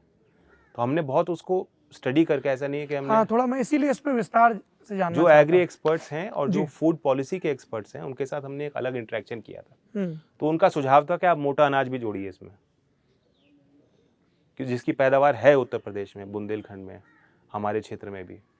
अगर आप मोटा अनाज जोड़ेंगे तो एक तो आपका न्यूट्रिशनल वैल्यू बढ़ जाएगी, बिल्कुल, और ये जो है गोदाम भरे पड़े हैं, एफसीआई की हालत ख़राब है, खस्ता है, और कर्ज में भी वो डूब रहा है और प्रोक्योरमेंट हो नहीं पा रही किसानों से। इतनी ज़्यादा बम्पर क्रॉप और पैदावार आ रही है धान की, गेहूं की, तो कहीं ना कहीं एक मल्टी क्रॉपिंग की तरफ भी हम लोगों को प्रेरित करेंगे। अच्छा, you saying this is feasible? क्योंकि मुझे जब आप ये बोल रहे थे तो मुझे चौधरी अजीत सिंह की बतौर केंद्रीय मंत्री टेबल की पहली पॉलिसी याद आ रही थी। उसका उनको उतना क्रेडिट नहीं मिला। वो इंडस्ट्रियल पॉलिसी रिफॉर्म बहुत बड़ा। अमरनाथ वर्मा जी मेरे ख्याल से सेक्रेटरी थे। जी, उन्होंने किताब में पीएमओ में गए, उन्होंने जिक्र किया, उन्होंने अपनी किताब में लिखा है। हाँ। और जो मनमोहन सिंह के जो एरा के जो रिफॉर्म्स थे, वो काफ़ी एक हद तक कह सकते हैं कि कहीं ना कहीं उसकी शुरुआत उस इंडस्ट्रियल पॉलिसी में हुई है। तो चौधरी साहब was also always pro market. इसीलिए मैं ये समझ नहीं पा रहा हूँ कि एक तरफ आप खुद कह रहे हैं कि एफसीआई में ढेर लगा है, मेरा सप्लाई डिस्ट्रीब्यूशन हो नहीं पा रहा है।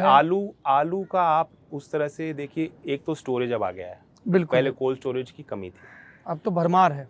तो अगर सरकार प्रोक्योर भी करेगी तो ऐसा नहीं है कि you are hurting the market, वो छोटा ही इंटरवेंशन होगा गवर्नमेंट का। हमने इस लिहाज से उसको रखा है शामिल करके कि अगर होगा तो पूरे स्टेट में एक मुश्त नहीं होगा। जो प्रोडक्शन के जो केंद्र हैं, जहां उत्पाद हो रहा है आलू का, पहले आप वहां इसको लागू करेंगे। और ये कई राज्यों में हो रहा है, दूसरे राज्यों में आप देखेंगे ये प्रयोग हो रहे हैं कि कुछ डिस्ट्रिक्ट्स में वो एक प्लान चला रहे हैं आलू की खरीद नहीं, दूसरे फसलों का, हाँ। और उसको फिर वो उसमें राशन स्कीम में इंक्लूड कर रहे हैं, पीडीएस में उसको इंक्लूड कर रहे हैं। क्योंकि उनकी चिंता ये भी है कि पेरिशेबल आइटम्स हैं, यस, वो सप्लाई चेन में कैसे आ पाएंगे इतनी जल्दी की खरीदे। हाँ, तो पैन यूपी भले ना हो पाए ओवरनाइट, पर जहाँ जहाँ आप बट कह रहे हैं फीजिबल कि है, फर्रुखाबाद, एटा, Yes. मैनपुरी, जो आप स्मॉल आलू सेंटर्स बेल्ट में है। फीजिबल है। अच्छा। और उससे ये होगा कि डिस्ट्रेस में जो किसान जब बेचता है तब गवर्नमेंट के पास वो तरीका होगा, वो माध्यम होगा कि वो मार्केट में इंटरवीन कर ले। आपके मैं पोल मैनिफेस्टो को देख रहा था, तो आपने कहा है कि हम वृद्धावस्था पेंशन 3 गुना करेंगे और सभी भर्तियों में महिलाओं को 50% रिजर्वेशन देंगे। जी, अभी भी पुलिस में है, हाँ अभी भी है 33%, और बिहार में भी आरक्षण है, जी वो पद भरे नहीं जाते, जी। लेकिन वो है। लोगों ने कहा जयंत चौधरी को पता है अपने दम तो सत्ता में आना नहीं, इतनी सीटें नहीं लड़ रहे।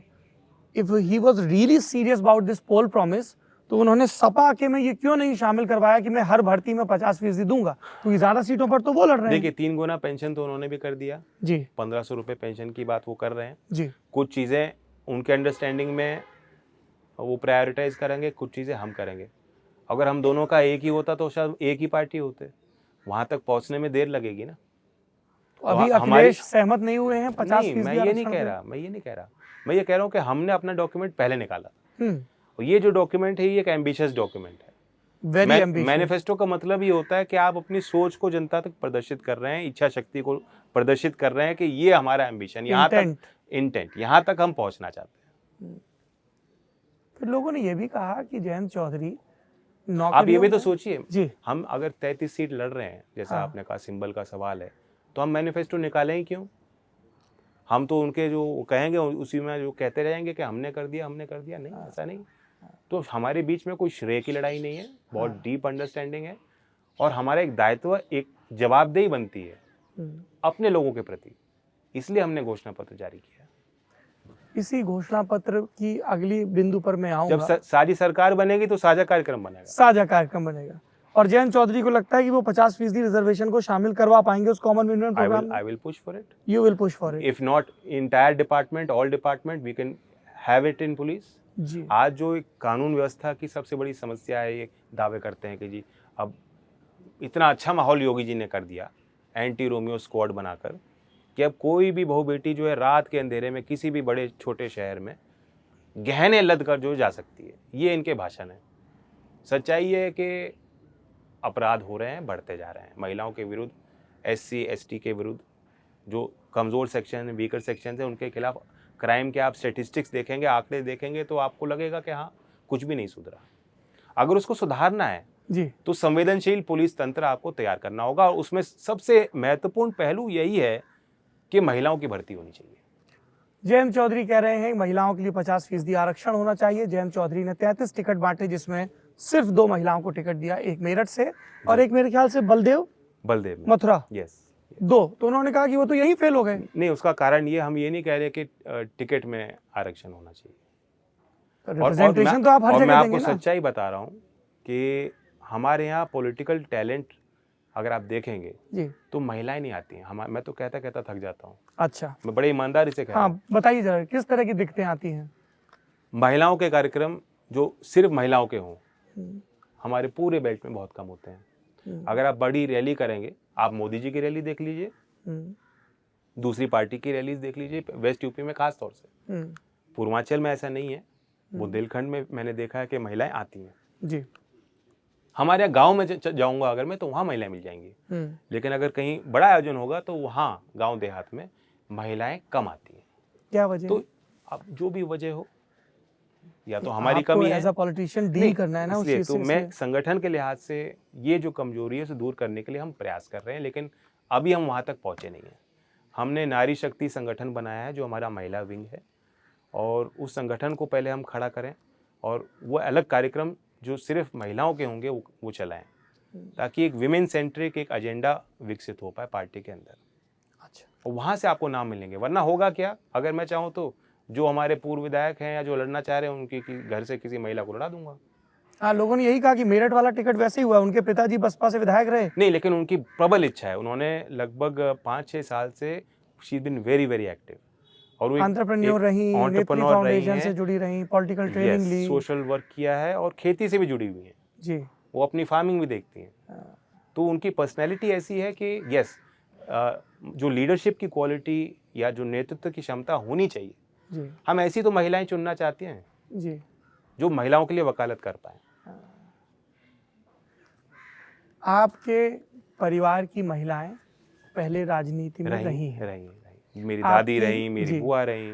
सांसदी, हाँ। विधायकी, सब चुनाव भी है ना। आपकी पत्नी है चारू, यस, वो आपकी पॉलिटिक्स में किस तरह से इन्वॉल्व होती है? वो कैंपेन में आई है और बड़े ईमानदारी से वो, मैं कह सकता हूँ कि वो मुझसे बेटर कम्युनिकेट कर पाती हैं, बट अभी उनका इंटरेस्ट इलेक्टोरल पॉलिटिक्स में उस लिहाज से नहीं है। तो अगर मैं चुनाव लड़ूंगा वो जरूर आएगी, हर चुनाव से पहले मुझसे पूछती है कि मुझे क्या करना है, बट दैट इज़ मोर मेरे सपोर्ट में, वो मेरे समर्थन में वो प्रयास कर रही है। संगठन के स्तर पे? नहीं, ऐसा नहीं, संगठन के स्तर पे उस पर कोई पद नहीं है ना, उन्होंने मुझे कहा है कि मैं कोई जिम्मेदारी चाहती हूँ। नहीं, पर आपका कंसर्न है ना कि महिलाएं ज्यादा आए पर कंसर्न वही ना, अगर मैं अपने घर से ही शुरुआत कर दूंगा, ठीक है, वो भी एक तरीका है, लेकिन उससे सोल्यूशन नहीं है। जो महिलाएं एक्चुअली महिलाओं के लिए वकालत कर रही हैं, महिलाओं के बीच रह रही हैं, काम कर रही हैं, उन इश्यूज़ को लेकर चल रही हैं, उनमें से पहचान करके अगर हम संगठन में जिम्मेदारी देंगे तो वो ज़्यादा कारगर होगा। काउंटर थ्योरी ये भी तो आएगी कि चौधरी साहब अपने घर में तो आने नहीं दे रहे हैं पॉलिटिक्स में। नहीं, तो आती है, मैंने रोका नहीं, मैंने नहीं रोका, वो बंदिश मेरी तरफ से नहीं है। अच्छा, आपने अपने जवाब में मैं कहा, तो उनको कहता हूँ कि आप जाओ। हाँ, मैं तो चाहूंगा ना। मांग थी कहीं से चारू जी को चुनाव लड़वाने की? काफी जगह से थी जी, काफी जगह से थी। आप तो कार्यकर्ताओं की इच्छा का सम्मान करने वाले नेता हैं, फिर क्या हुआ? सारी बात नहीं मानी जाती, कुछ उनको भी तो माननी पड़ेगी। अच्छा, आपने कहा जब मैं चुनाव लड़ता हूं तब चारू आती हैं। चुनाव नहीं लड़ रहे हैं जयंत चौधरी 2022 का विधानसभा? मैं नहीं लड़ रहा विधानसभा का चुनाव। क्या वजह है इस फैसले की? मैं कहता हूँ, जो मुझे ज्यादा कहता है, मैं कहता हूँ पहले विधायक जिताओ फिर मुझे चुनाव लड़ाना। मैं तो एमएलसी भी बन जाऊंगा फिर अगर सरकार बनी तो, ये भी रहता है क्या लॉजिक? वो आगे की बात है, पहले सरकार बनाओ। हाँ, और मेरे दृश्य में अभी नेशनल पॉलिटिक्स में एक वैक्यूम है। इतने बड़े किसान आंदोलन के बाद एक भावना बनी है, एक सहानुभूति बनी है, हर वर्ग का, शहर का आदमी भी बैठा कहता है कि हाँ, किसानों के साथ अन्याय हो रहा है। उस पॉलिटिकल सिस्टम में हम लोगों की गिनती बढ़नी चाहिए। तो ये मेरा लक्ष्य है कि यूपी के चुनाव के बाद जैसे राजस्थान में एक स्पेस है, लोग नेतृत्व चाहते हैं, वहाँ हम अपने लोगों के बीच जाएं, और वहाँ चौधरी साहब को मानने वाले चरण सिंह के अनुयायी जिन्होंने चौधरी अजीत सिंह जी के साथ काम किया, बहुत लोग हैं, बहुत पॉलिटिकल टैलेंट है। तो वो मेरा एक शॉर्ट टर्म गोल है। हरियाणा है उस शॉर्ट टर्म गोल में? ऑफ कोर्स हरियाणा, मेरी दादी हरियाणा से थी जी, बट अभी पॉलिटिकली हरियाणा में हम इतने सक्रिय नहीं है। आप कह रहे हैं कि ये ऐसी परिस्थितियां हैं। 2012 में क्या चल रहा था जयंत चौधरी के दिमाग में? सांसद थे फिर भी विधानसभा लड़ गए थे। वो चौधरी अजीत सिंह जी ने मुझे निर्देश दिया था। ये देखिए, तो आपने पूछा तो होगा ना कि पिताजी तो वो अध्यक्ष थे, अब मैं अध्यक्ष हूँ। अच्छा। तो वो अध्यक्ष थे, इन्होंने, और परिवार के मुखिया थे, उन्होंने मुझे निर्देश दिया, मेरी इच्छा नहीं थी। आपकी इच्छा नहीं थी 12? मैं सच कह रहा हूँ, मेरी इच्छा नहीं थी। हाँ, और मैं उस चुनाव में शायद एक ही दिन गया था, वो पूरा चुनाव चारू ने ही किया था जी। मैं एक मीटिंग में गया था उस चुनाव में, क्योंकि सब जगह कैंपेनिंग और प्रयास हम लोग कर रहे थे। माठ की सीट पे? यस। भाई साहब एक बात बताइए, आपकी माठ की सीट पे भी बड़ा गदर कटा हुआ है। कौन है गठबंधन का ऑफिशियल कैंडिडेट? आपका कैंडिडेट या सपा के संजय लाठर? नहीं, यही फैसला हुआ कि संजय लाठर गठबंधन के उम्मीदवार होंगे वहाँ। लेकिन क्योंकि कुछ बीच में कुछ ऐसी चीज़ रही, कन्फ्यूजन रहा, सारी चीज़ नहीं बताई जा सकती, हाँ, तो हमने भी सिंबल दे दिया था और उन्होंने भी सिंबल दे दिया था, जो होता है गठबंधन में। ये चीज़ें confusion होती हैं। कई सीटों पे हो रखा है कंफ्यूजन, 2 या 3 सीटों पे हुआ है, 2-3 पे है। ये होता है, हाँ, हर चुनाव में होता है। सिंबल मिल गया, आखिरी वक्त तक जो है नॉमिनेशन के पहले जो है टिकट कट जाते हैं लोगों के। आपके समर्थक इसी बात पे आपसे खफा हैं, कह रहे हैं जयंत चौधरी अंगद की तरह पांव नहीं अड़ा रहे हैं गठबंधन में, पीछे हटते जा रहे हैं, टिकट उनको अच्छा ठीक है दे दो, साइकिल मैं को एक दे बड़ी दो। तस्वीर दिखाना चाहता हूँ। 700 से ज़्यादा किसान हमारे मारे गए और बीजेपी और हम में लड़ाई है। अगर आज कोई इन छोटी छोटी बातों से, या मुझे क्या मिल रहा है, मेरी पार्टी को क्या मिल रहा है, जी, इन बातों को लेकर अगर बीजेपी में जाके वोट करेगा, हम्म, तो फिर तो उसकी सहानुभूति हमारे साथ है ही नहीं। तो 2 में लड़ाई है, तो जनता भी तय करे, कार्यकर्ता भी जो है, मुझे उम्मीद है, विश्वास है कि वो साथ रहेंगे, निभाएंगे। जी। ये सब आपने जितने प्रदर्शन कर रहे हैं मेरठ से लेके बिजनौर, ये मुझ पे दबाव बनाना चाह रहे हैं। अच्छा हैं तो आप ही के लोग, आप ही तो की फिर पार्टी के। नहीं, उनका हक बनता है, इतना तो कह सकते हैं मुझे। हाँ और शिकायत भी नहीं करेंगे क्या? जी, मैं मोदी नहीं हूँ, अच्छा। मुझे तो सुननी पड़ेगी। तो एक चीज़ बताइए कि आपने कहा कि समझौते करने पड़ेंगे, एक चीज़ मैंने बड़ी सुनी, और चूंकि ये लल्लन टॉप का प्लेटफॉर्म है, खुल के बात होती है, तो मैं जो की त्यों बता देता हूँ।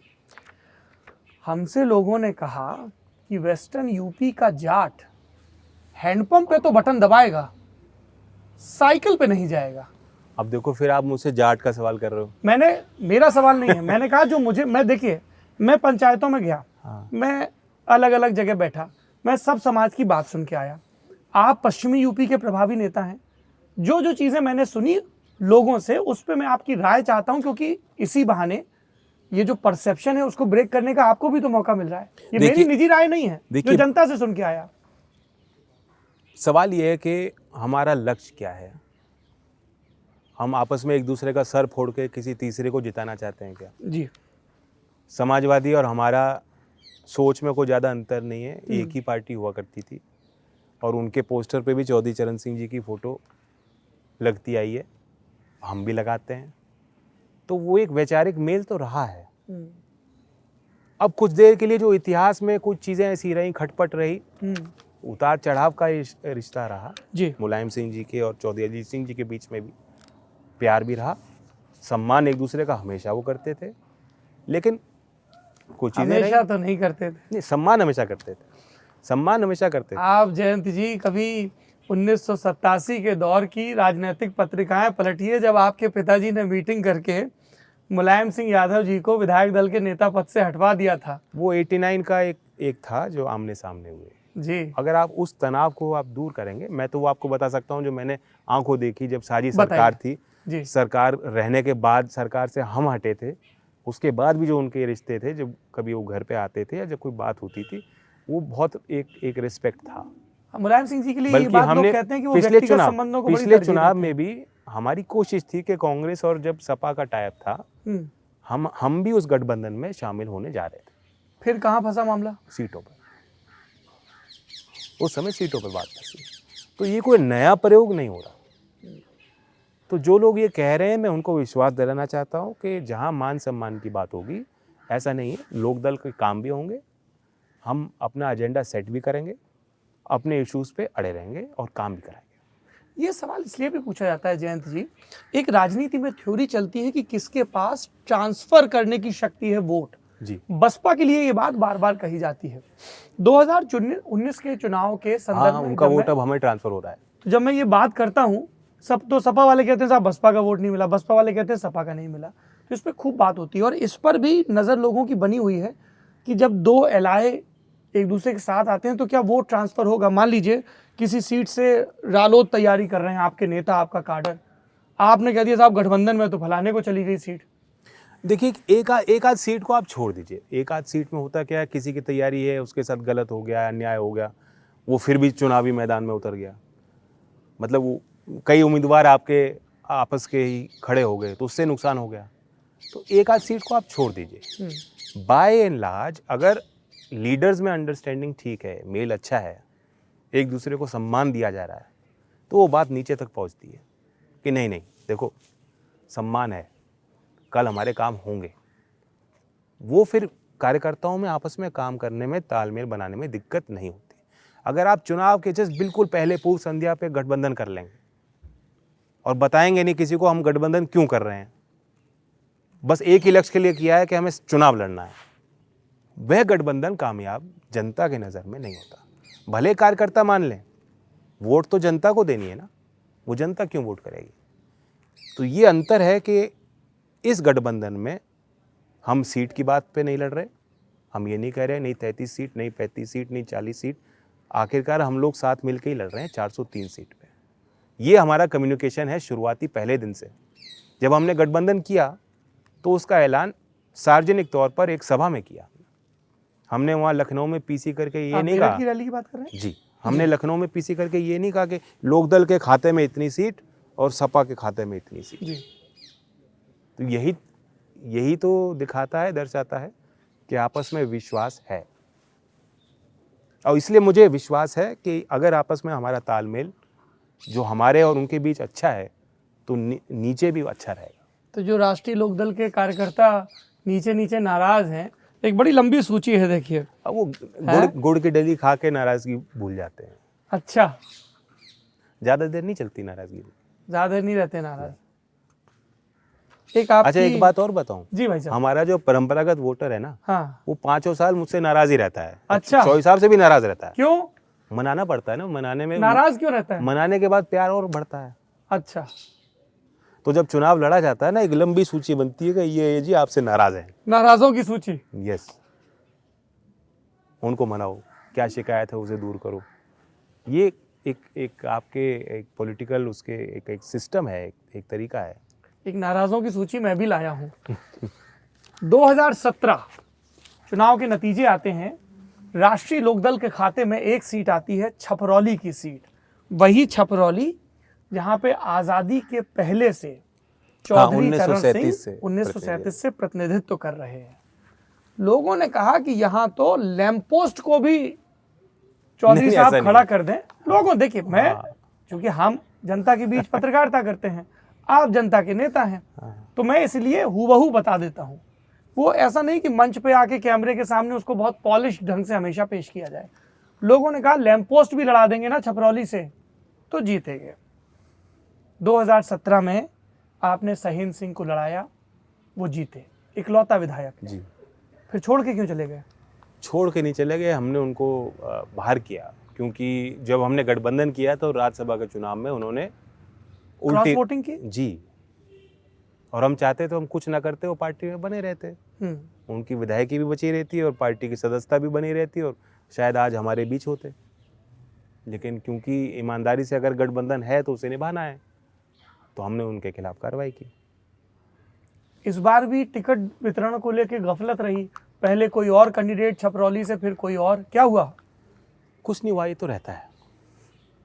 हुआ क्या? लेकिन कैंडिडेट बदला, नाराजगी थी कार्यकर्ताओं की? ऐसी कोई नाराजगी नहीं थी, बस थोड़ा एक फीडबैक था और लोग कुछ और चाहते थे तो हमने उसी के अनुरूप काम किया।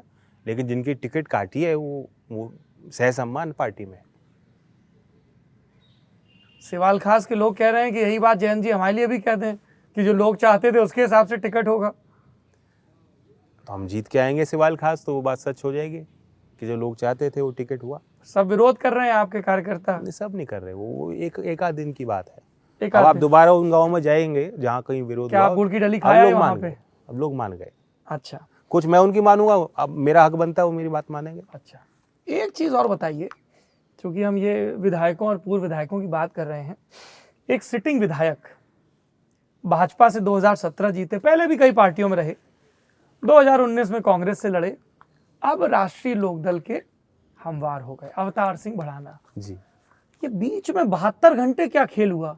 लड़ूंगा, नहीं लड़ूंगा, नहीं घंटे भी नहीं, शायद 48 घंटे। 48 घंटे, चलिए करेक्ट कर लेता हूं अपने आप को। नहीं, मैं आपको बता रहा हूं कि मुझे फोन आया, कि सुबह आया कि मुझे कोविड के लक्षण आ रहे हैं, और यही उन्होंने बताया, उन्होंने प्रेस करके बताया कि कोविड है, अब 10 दिन अगर मैं यहाँ अंदर बंद पड़ा रहूँगा, चुनाव कैसे लड़ूंगा? अभी भी नामांकन जारी है, अगर पार्टी किसी और को लड़ाना चाहती है, किसी और को लड़ा दे, मैं उसका पूरा समर्थन करूँगा।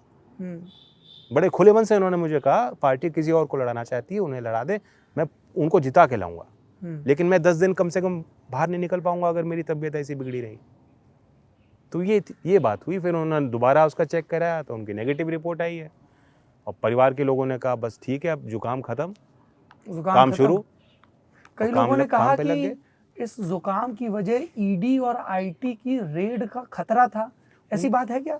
सोशल मीडिया पे बड़ी बातें लिखी गई कि अवतार सिंह भड़ाना को बात बनाते हैं, उन पे ऐसा कोई दबाव नहीं। और वो 4 बार एमपी रहे, सीनियर लीडर हैं, कोई ऐसे मतलब नौसिखिया नहीं है, पार्टी के लीडर नहीं है, टिक के नहीं रहते कहीं। क्या गारंटी है कि लोकदल में बने रहेंगे? मजबूत है और उनकी अपने लोगों के बीच उनका एक विश्वास है, वरना इतनी बार वो चुनाव नहीं जीतते। मतलब अल्टीमेटली अगर मैंडेट मिल रहा है, संपन्न है, अगर मैंडेट मिल रहा है तो उनकी जीत को आपको हमें रिस्पेक्ट तो करना बिल्कुल करनी पड़ेगी। पर एक चीज की तरफ और इशारा किया जाता है कि संसाधनों से बहुत संपन्न है, और ये भी कि राष्ट्रीय लोकदल को इस समय संसाधनों की जरूरत आप पे कितनी हो, चुनाव आयोग पे नियम तो सब पे ही लगेंगे ना। और इस बार चुनाव में क्या संसाधन लगेंगे जब मीटिंग ही नहीं हो रही? जी, मीटिंग तो होनी नहीं है, नहीं होनी है। आप लोगों की क्या इच्छा है? क्या चुनाव आयोग को कुछ रियायत देनी चाहिए? हालांकि 500 तक की तो रियायत दे दी है। देखिए, इस सब के पीछे कोई साइंटिफिक आधार हो तो हम मान लें, मुझे तो नहीं लगता। पहले उन्होंने कहा कि कम बंद कमरे में 300 लोगों की रख ली जाए, बंद कमरे से अच्छा तो बाहर रखो। और अगर कैंपेन अलाउ ही नहीं करना तो 1 महीने तक चुनाव क्यों चला रहे हो? जी, हम गूगल को ऐड दे पाएंगे, फेसबुक को ऐड दे पाएंगे, तो डिजिटल प्रचार क्या होता है? मतलब जनता को आपके मुद्दे मालूम है, पता रहने चाहिए। चुनाव 1 महीने क्यों चला रहे हो 7 फेज में? फिर करा दो, 2 दिन में करा दो, पर्याप्त फोर्स इस देश में है, लगा के चुनाव कराओ जल्दी, कम खर्चा होगा और कोई बीमारी का कोई डर नहीं बनेगा। और अगर नियम बनाने हैं सबके लिए बराबर बनाओ। अमित शाह जी बिना मास्क के घूम रहे हैं, आपने तो देखा। मैं तो आपके आग्रह पे मैंने यहाँ मास्क उतारा क्योंकि हम बाहर बैठे नहीं, और सोशल डिस्टेंस सेफ है और दूरी है, सरकार के मानकों के मुताबिक। मैं अपने मंचों पे भी मास्क नहीं उतारता हूँ जी। तो अगर नियम बने सबके लिए एक हो तो हम लोग उसको मानेंगे। आपको लगता है जयंत लेवल प्लेइंग फील्ड नहीं है? नहीं है, और कई इसके पहलू हैं। आप कॉर्पोरेट डोनर्स को आप देखेंगे, जब से इलेक्टोरल बॉन्ड का सिस्टम आया है, इन्होंने कहा था कि इससे ट्रांसपेरेंसी बढ़ेगी, पारदर्शिता बढ़ेगी, हिसाब लिया जाएगा। अब तो पता ही नहीं लगता किसने किसको चंदा दिया जी। तो सिर्फ अगर चेक का पैसा है तो वो वैध है, ये भी नहीं है ना। सब जो है रूट करके इधर से उधर से। और इन्होंने बड़ी बड़ी पार्टियों ने, आपको पता है कि जब अलाउ नहीं था तो बाहर से फॉरेन से इन्होंने कॉन्ट्रीब्यूशंस ले रखे हैं, और फिर इन्होंने फाइनेंस बिल में उसको जुड़वा कर, जेटली जेब हमारे बीच नहीं है, वो माफ़ी भी कराई है। तो बड़ी पार्टियों का हाल ये है कि संसाधन उन पे ज़्यादा हैं, और कहीं ना कहीं जो कॉरपोरेट लॉबी है वो उनके बीच ज़्यादा मजबूत है। आप जेटली जी का जिक्र कर रहे थे, कई लोगों ने ये कहा कि जो मौजूदा Jaitley ji, if I can use this term as a metaphor, कि जिनके सभी पार्टियों में अच्छे राजनीतिक ताल्लुक हैं, ऐसे ही कुछ लोगों ने इस चुनाव से पहले भी आपसे भाजपा की तरफ से संपर्क किया गठबंधन में आने के लिए। कोई भी प्रपोजल आपके पास आया था? नहीं, कोई भी प्रपोजल नहीं आया। मेरी तो किसी बीजेपी के किसी लीडर से बात नहीं हुई। मैं तो अखबार में ही पढ़ता हूँ कि मेरी पीयूष जी से 2 बार मुलाकात हुई है। पीयूष गोयल से? अखबार में छपा। अच्छा। मुझे तो 2 साल हो गए, उनसे कोई मुलाकात भी नहीं हुई। मुलाकात सोशल हो सकती है आपकी, कहीं शादी में, कहीं उसमें समारोह में आप मिले हों। मेरी तो शायद वो भी नहीं हुई। अच्छा। मैं तो रोज कई बार संदेशा भेजा जाता है। मैं रोज अखबार पढ़ के मुझे पता लगता है कि लोकदल का समझौता किससे हो रहा है। अटकलबाजियां चलती रहती हैं। चलती हैं। ठीक। ये मेरे सामने जयंत जी, चूंकि पहली दफ़ा हम लोग इतनी लंबी बातचीत कर रहे हैं, कुछ ऐसे विवाद हैं जो आपकी पार्टी से जुड़े हुए हैं, जिस पर दर्शकों ने कहा कि हम राष्ट्रीय अध्यक्ष की प्रतिक्रिया चाहेंगे। फायर। हाँ, फायर। जिला आगरा ग्रामीण पूर्व बसपा विधायक कालीचरण सुमन, उन्होंने एक ऑडियो रिलीज किया लेन देन की बातचीत का, और इल्जाम लगाया आपके जिलाध्यक्ष कुसुम चाहर पर कि टिकट के लिए 20 लाख रुपए मांगे गए। अखबार में मैंने देखा, ऑडियो मैं सुनता नहीं क्योंकि ऑडियो बड़ा खतरनाक होता है और मैनिपुलेटेड भी हो सकता है। मैंने कोई ऑडियो नहीं सुनता। मैं कोई सुनाना भी चाहता है कि जी हमारी इनकी रिकॉर्डिंग, मैं नहीं सुनता। अखबार में आया, उसमें हमने कार्रवाई की है और उनको पद से हटा दिया गया। और भी जगहों से बाकी हमारे पास कोई सीएजी नहीं है, कोई कानूनी कार्रवाई होती है तो। अच्छा, इस तरह की कई राजनीतिक दल परोक्ष या प्रत्यक्ष रूप से इल्जाम लगाते हैं कि साहब जो नीचे के नेता हैं वो पैसा कलेक्ट करते हैं टिकट असल दिलाने में के इस नाम बार पे। क्या है आपको ना, इस तरह की हर शिकायतें मिलती सीट हैं? पे हमारे 20 दावेदार रहे हैं इस बार। अब जो 19 हैं उनमें 19 में कुछ होंगे जो मैच्योर होंगे, जो चाहेंगे नहीं नहीं चलो कोई बात नहीं, मान लिया फैसला। कुछ होंगे जो विरोध करेंगे। तो इस बार तो ज़्यादा दबाव रहा है, मैं आपको बता रहा हूँ। और ये भी एक संकेत है कि माहौल क्या है। जब माहौल अच्छा होता है तो आपके टिकट लेने के लिए लाइन लगती है, वरना आपको बैठ के चयन समिति को विचार करना होता है तो इस सीट पे किसको लड़ाया जाए। तो हमारे यहाँ बिल्कुल विपरीत स्थितियाँ थी कि लाइन लगी और बड़े काबिल लोग, और कई सीटें पे ऐसा हुआ कि बहुत अच्छे लोग थे, लेकिन हम टिकट आखिरकार एक को देंगे। जाट महासभा बहुत नाराज है आपसे। कमिश्नरी चौराहे पर लोग जुटे मेरठ के और तय हुआ कि अगर आपने गलती नहीं सुधारी, सपा रालोद गठबंधन ने जाट समुदाय को उचित प्रतिनिधित्व नहीं दिया तो प्रत्याशियों का बहिष्कार किया जाएगा। अब आप पूछ लो, अब तो पूरी लिस्ट आ गई कि अब नाराज है कि नहीं है, मैं नहीं जानता कौन मेरठ में की थे। सीटों का बार बार चर्चा हो रहा है कि मेरठ पे नाराज है, मेरठ पे नाराज है। मैं भी मेरठ से ही हूँ, माना जाता हूँ, मैं तो नहीं नाराज। और मेरठ आज आप सर्वे करेंगे तो उस शुरुआत में होता है ना, मैंने आपको कहा कि अगर जी। 19 को टिकट नहीं मिला तो उनके जुड़े हुए लोग होते हैं, समर्थक होते हैं, उनके घर के लोग होते हैं, उनकी भावनाएं जुड़ी होती हैं, उनको इच्छा होती है कि टिकट मिल जाए, तो वो प्रयास करते हैं। बिजनौर में क्या स्थिति है सदर सीट पे? बिजनौर सदर जैसा पे वहां पे माठ में हाल हो रहा है वैसे ही बिजनौर पे डॉक्टर सुलझ नीरज जाएगा। चौधरी कह रहे हैं टिकट मेरा है, सपा के डॉक्टर रमेश तोमर कह रहे हैं टिकट मेरा है। सुलझ जाएगा। इतनी आप लोग बात मुलाकात करते हैं तो एक एक सीट तो तय ही हो जाती होगी, फिर ये गफलत क्यों है? ये रहती है अलायंस में। मैंने बहुत चीज़ें, इससे बहुत ज़्यादा चीज़ें बड़ी होती देखी हैं अलायंस में। ये तो आखिरी वक्त तक होता है। क्या फ्रेंडली फाइट की भी गुंजाइश बन सकती है?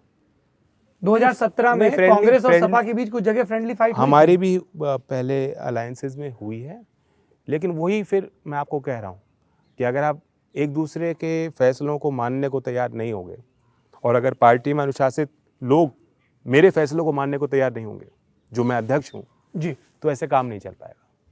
उससे अलायंस भी कमजोर होगा। फॉल इन लाइन और फॉल आउट नहीं, हमारा यूनाइटेड फ्रंट है, संयुक्त साझी लड़ाई है। हम अपने अपने हितों को छोड़कर, भुलाकर एक बड़े लक्ष्य की तरफ चलना चाहते हैं। तो अगर कुर्बानी मैं भी कर रहा हूँ, अखिलेश जी भी कर रहे हैं, उनकी पार्टी के लोग कर रहे हैं, हमारे लोगों को भी करना पड़ेगा। एक आपका बयान बड़ा चर्चित हुआ था, जो आपकी पार्टी के जो लोग नाराजों को समझाते हैं वो उस बयान का बड़ा इस्तेमाल करते हैं कि अगर सरकार बन गई तो पश्चिमी यूपी तो जयंत चौधरी ही चलाएंगे। मेरा बयान नहीं था ये। आपका से रहेगा पश्चिमी यूपी के फैसलों में, ऐसा था बयान? नहीं, देखिए, पूरे यूपी को गवर्न करना है, और अगर सारी सरकार है, कैबिनेट के मंत्री ऐसा नहीं होता कि अपने गृह जनपद को देखते हैं जी। अगर हमारी सरकार बनेगी तो निश्चित तौर पर सरकारी कामकाज पे हमारी नज़र रहेगी, दखल रहेगी, हमारे काम होंगे। अगर सरकार बनती है तो आप मंत्रिपरिषद में शामिल होंगे? मेरा कोई विचार नहीं है, कह रहा हूँ, इससे ज़्यादा क्या कहूँ आपको। पर समर्थक तो कह रहे हैं कि जयंत भैया डिप्टी सीएम बनेंगे अगर सरकार बनी तो। अब पहले सरकार बनाओ, विधायक बनाओ, मैं उनको ये अच्छा। कह रहा हूँ। एक बड़ौत में आपकी आशीर्वाद पथ रैली आयोजित हुई थी 31 अक्टूबर 2021 को। आपके पहुंचने से पहले मंच पर बैठने को लेकर नेताओं में होड़। महिला मोर्चे की जिलाध्यक्ष रेणु तोमर और प्रियमवदा तोमर मंच पर पहुंची। इल्ज़ाम है कि आपके जिलाध्यक्ष जगपाल तेवतिया ने मंच से अपमानित किया और वहां से चले जाने को कहा। उसके बाद उन जिलाध्यक्षों ने इस्तीफा दे दिया। नहीं, ऐसा नहीं, वो अभी पार्टी में है। प्रियमवदा जी भी पार्टी में है, रेणु जी भी मना लिया आपने? हो गया था और उसे गलत ढंग से पेश किया गया मीडिया में। हमारी तो रैली मीडिया दिखाती नहीं है, अगर वो केंद्रित करेगी कहीं और कहेगी ये देखिए मारपीट हो गई राष्ट्रीय लोकदल के रैली में, ये नहीं कहेंगे कि राष्ट्रीय लोकदल के रैली में हमने कहा क्या है। जी, तो इसको लेके अध्यक्ष के तौर पे आपकी क्या योजना है? क्योंकि ये हर पार्टी की चिंता होती है ना, मीडिया में कैसे प्रोजेक्ट किया जा रहा है, मेरे काडर तक मेरी बात कैसे पहुंच रही है। तो आपके नेतृत्व में कुछ नए आपने उसका यही तरीका है कि आप हैं, इंडिपेंडेंट मीडिया है और सोशल मीडिया है, जहाँ एक कहा जा सकता है कि वो डेमोक्रेटिक है कि सबकी अपनी अपनी आवाज़ है जी और तरीका है।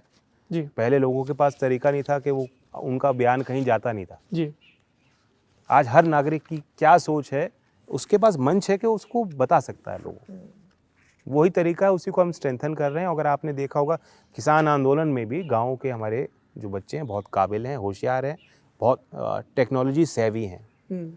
तो आंदोलन गांव के लोगों ने चलाया, लेकिन सोशल मीडिया इस यूथ ने संभाला। और ट्विटर पे अगर कोई किसान आंदोलन का ट्रेंड होना था तो उन्हीं बच्चों ने किया है। तो वो हमारी ताकत बनेंगे। वो ताकत ही है। देखिए, जब हम ये हमारा तो पहले से ही इरादा था कि सभी पार्टियां बड़ी जो पार्टिसिपेट कर रही हैं उनके हम अध्यक्षों से बातचीत करें, पर हमें लगातार मैसेज भी आ रहे थे कि आपने जयंत चौधरी जी का अभी तक अच्छा, इंटरव्यू क्यों नहीं किया, क्योंकि तब ये लाइनअप की हमारी आपकी बात चल रही अन्य थी। मुझ पे दबाव आ रहा था कि आपने लल्लन टॉप को टाइम नहीं दिया। अच्छा जी।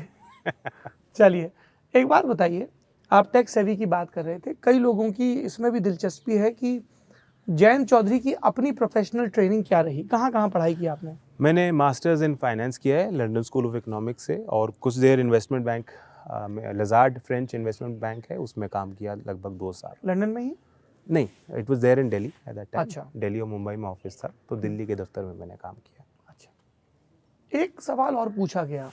मतलब मैं बैलेंस शीट पढ़ सकता हूँ। हाँ, अब स्टेट की बैलेंस शीट पढ़नी होगी, मैं पढ़ सकता हूँ। That's a smart remark. एक चीज और कही गई, आधे इल्जाम आधे अपुष्ट अफवाह की शक्ल में, तो हमें लगा पूछ ही लें फॉर वंस एंड ऑल। पूछ ही लो। लोगों ने कहा कि जयंत चौधरी को जब 2009 में लोकसभा चुनाव लड़ना था, उसके पहले उन्होंने भारत की नागरिकता ली, उसके पहले तक वो अमेरिका के नागरिक बने रहे। सत्य है? नहीं, सही है। और एक बड़ा लंबा टाइम पीरियड, 7 साल लग गए मुझे। अच्छा। क्योंकि मैं पैदा हुआ था डैलस में, तो यूएस पासपोर्ट था। फिर जब आप मैच्योर होते हो 18 साल के, उसके बाद आप चूज़ करते हो सिटीजनशिप। तो वो प्रक्रिया हमने जो है फॉलो की, तब मुझे भारत की नागरिकता मिली। वो प्रक्रिया आपने 2007-8 के दौर में शुरू की या पहले ही कर दी? नहीं, पहले कर दी थी, पहले कर दी थी। अच्छा, एक और सवाल, और उसके बाद जनता के हमारे कू सोशल मीडिया पे जो पार्टनर हैं उन्होंने वहाँ पे लोगों ने सवाल पूछे हैं, वहाँ पे जाएंगे। किसानों की बार बार बात हो रही है, किसानों की बात हो, पश्चिमी उत्तर प्रदेश की बात हो और गन्ना का जिक्र ना हो। भाजपा की सरकार, योगी आदित्यनाथ के नेतृत्व वाली सरकार, और उस सरकार के गन्ना मंत्री सुरेश राणा जी भी खूब पीठ थपथपाते हैं। कहते हैं लोक दल के लोग भी ईमानदारी से कैमरा बंद करने के बाद उनसे पूछेगा तो बताएंगे पहले के मुकाबले पर्ची मिलना आसान हुआ कि नहीं, पहले के मुकाबले पेमेंट तेज़ हुआ कि नहीं, पहले के मुकाबले हालात बेहतर हुए या नहीं। आपका क्या कहना है? देखिए, एक तो भाव नहीं बढ़ाया उन्होंने। आखिरकार अब चुनाव आया है तब जाके 25 अभी बढ़ाया और 10 तब बढ़ा दिया था, 17 में याद है। मतलब 35 पैसा ही तो हुआ प्रति किलो। 35 पैसे ही तो हुए जो बढ़ाए। जी कुछ भी नहीं है। लागत उनकी कई गुना ज़्यादा बढ़ गई किसानों की। और उम्मीद भी थी किसानों को कि बहुमत की सरकार है, जो चाहे कर रही है, जी किसानों के पक्ष में फैसला लेती। जी सेकंड, हर सत्र में हज़ारों करोड़ का बकाया 1.5 साल तक चला है।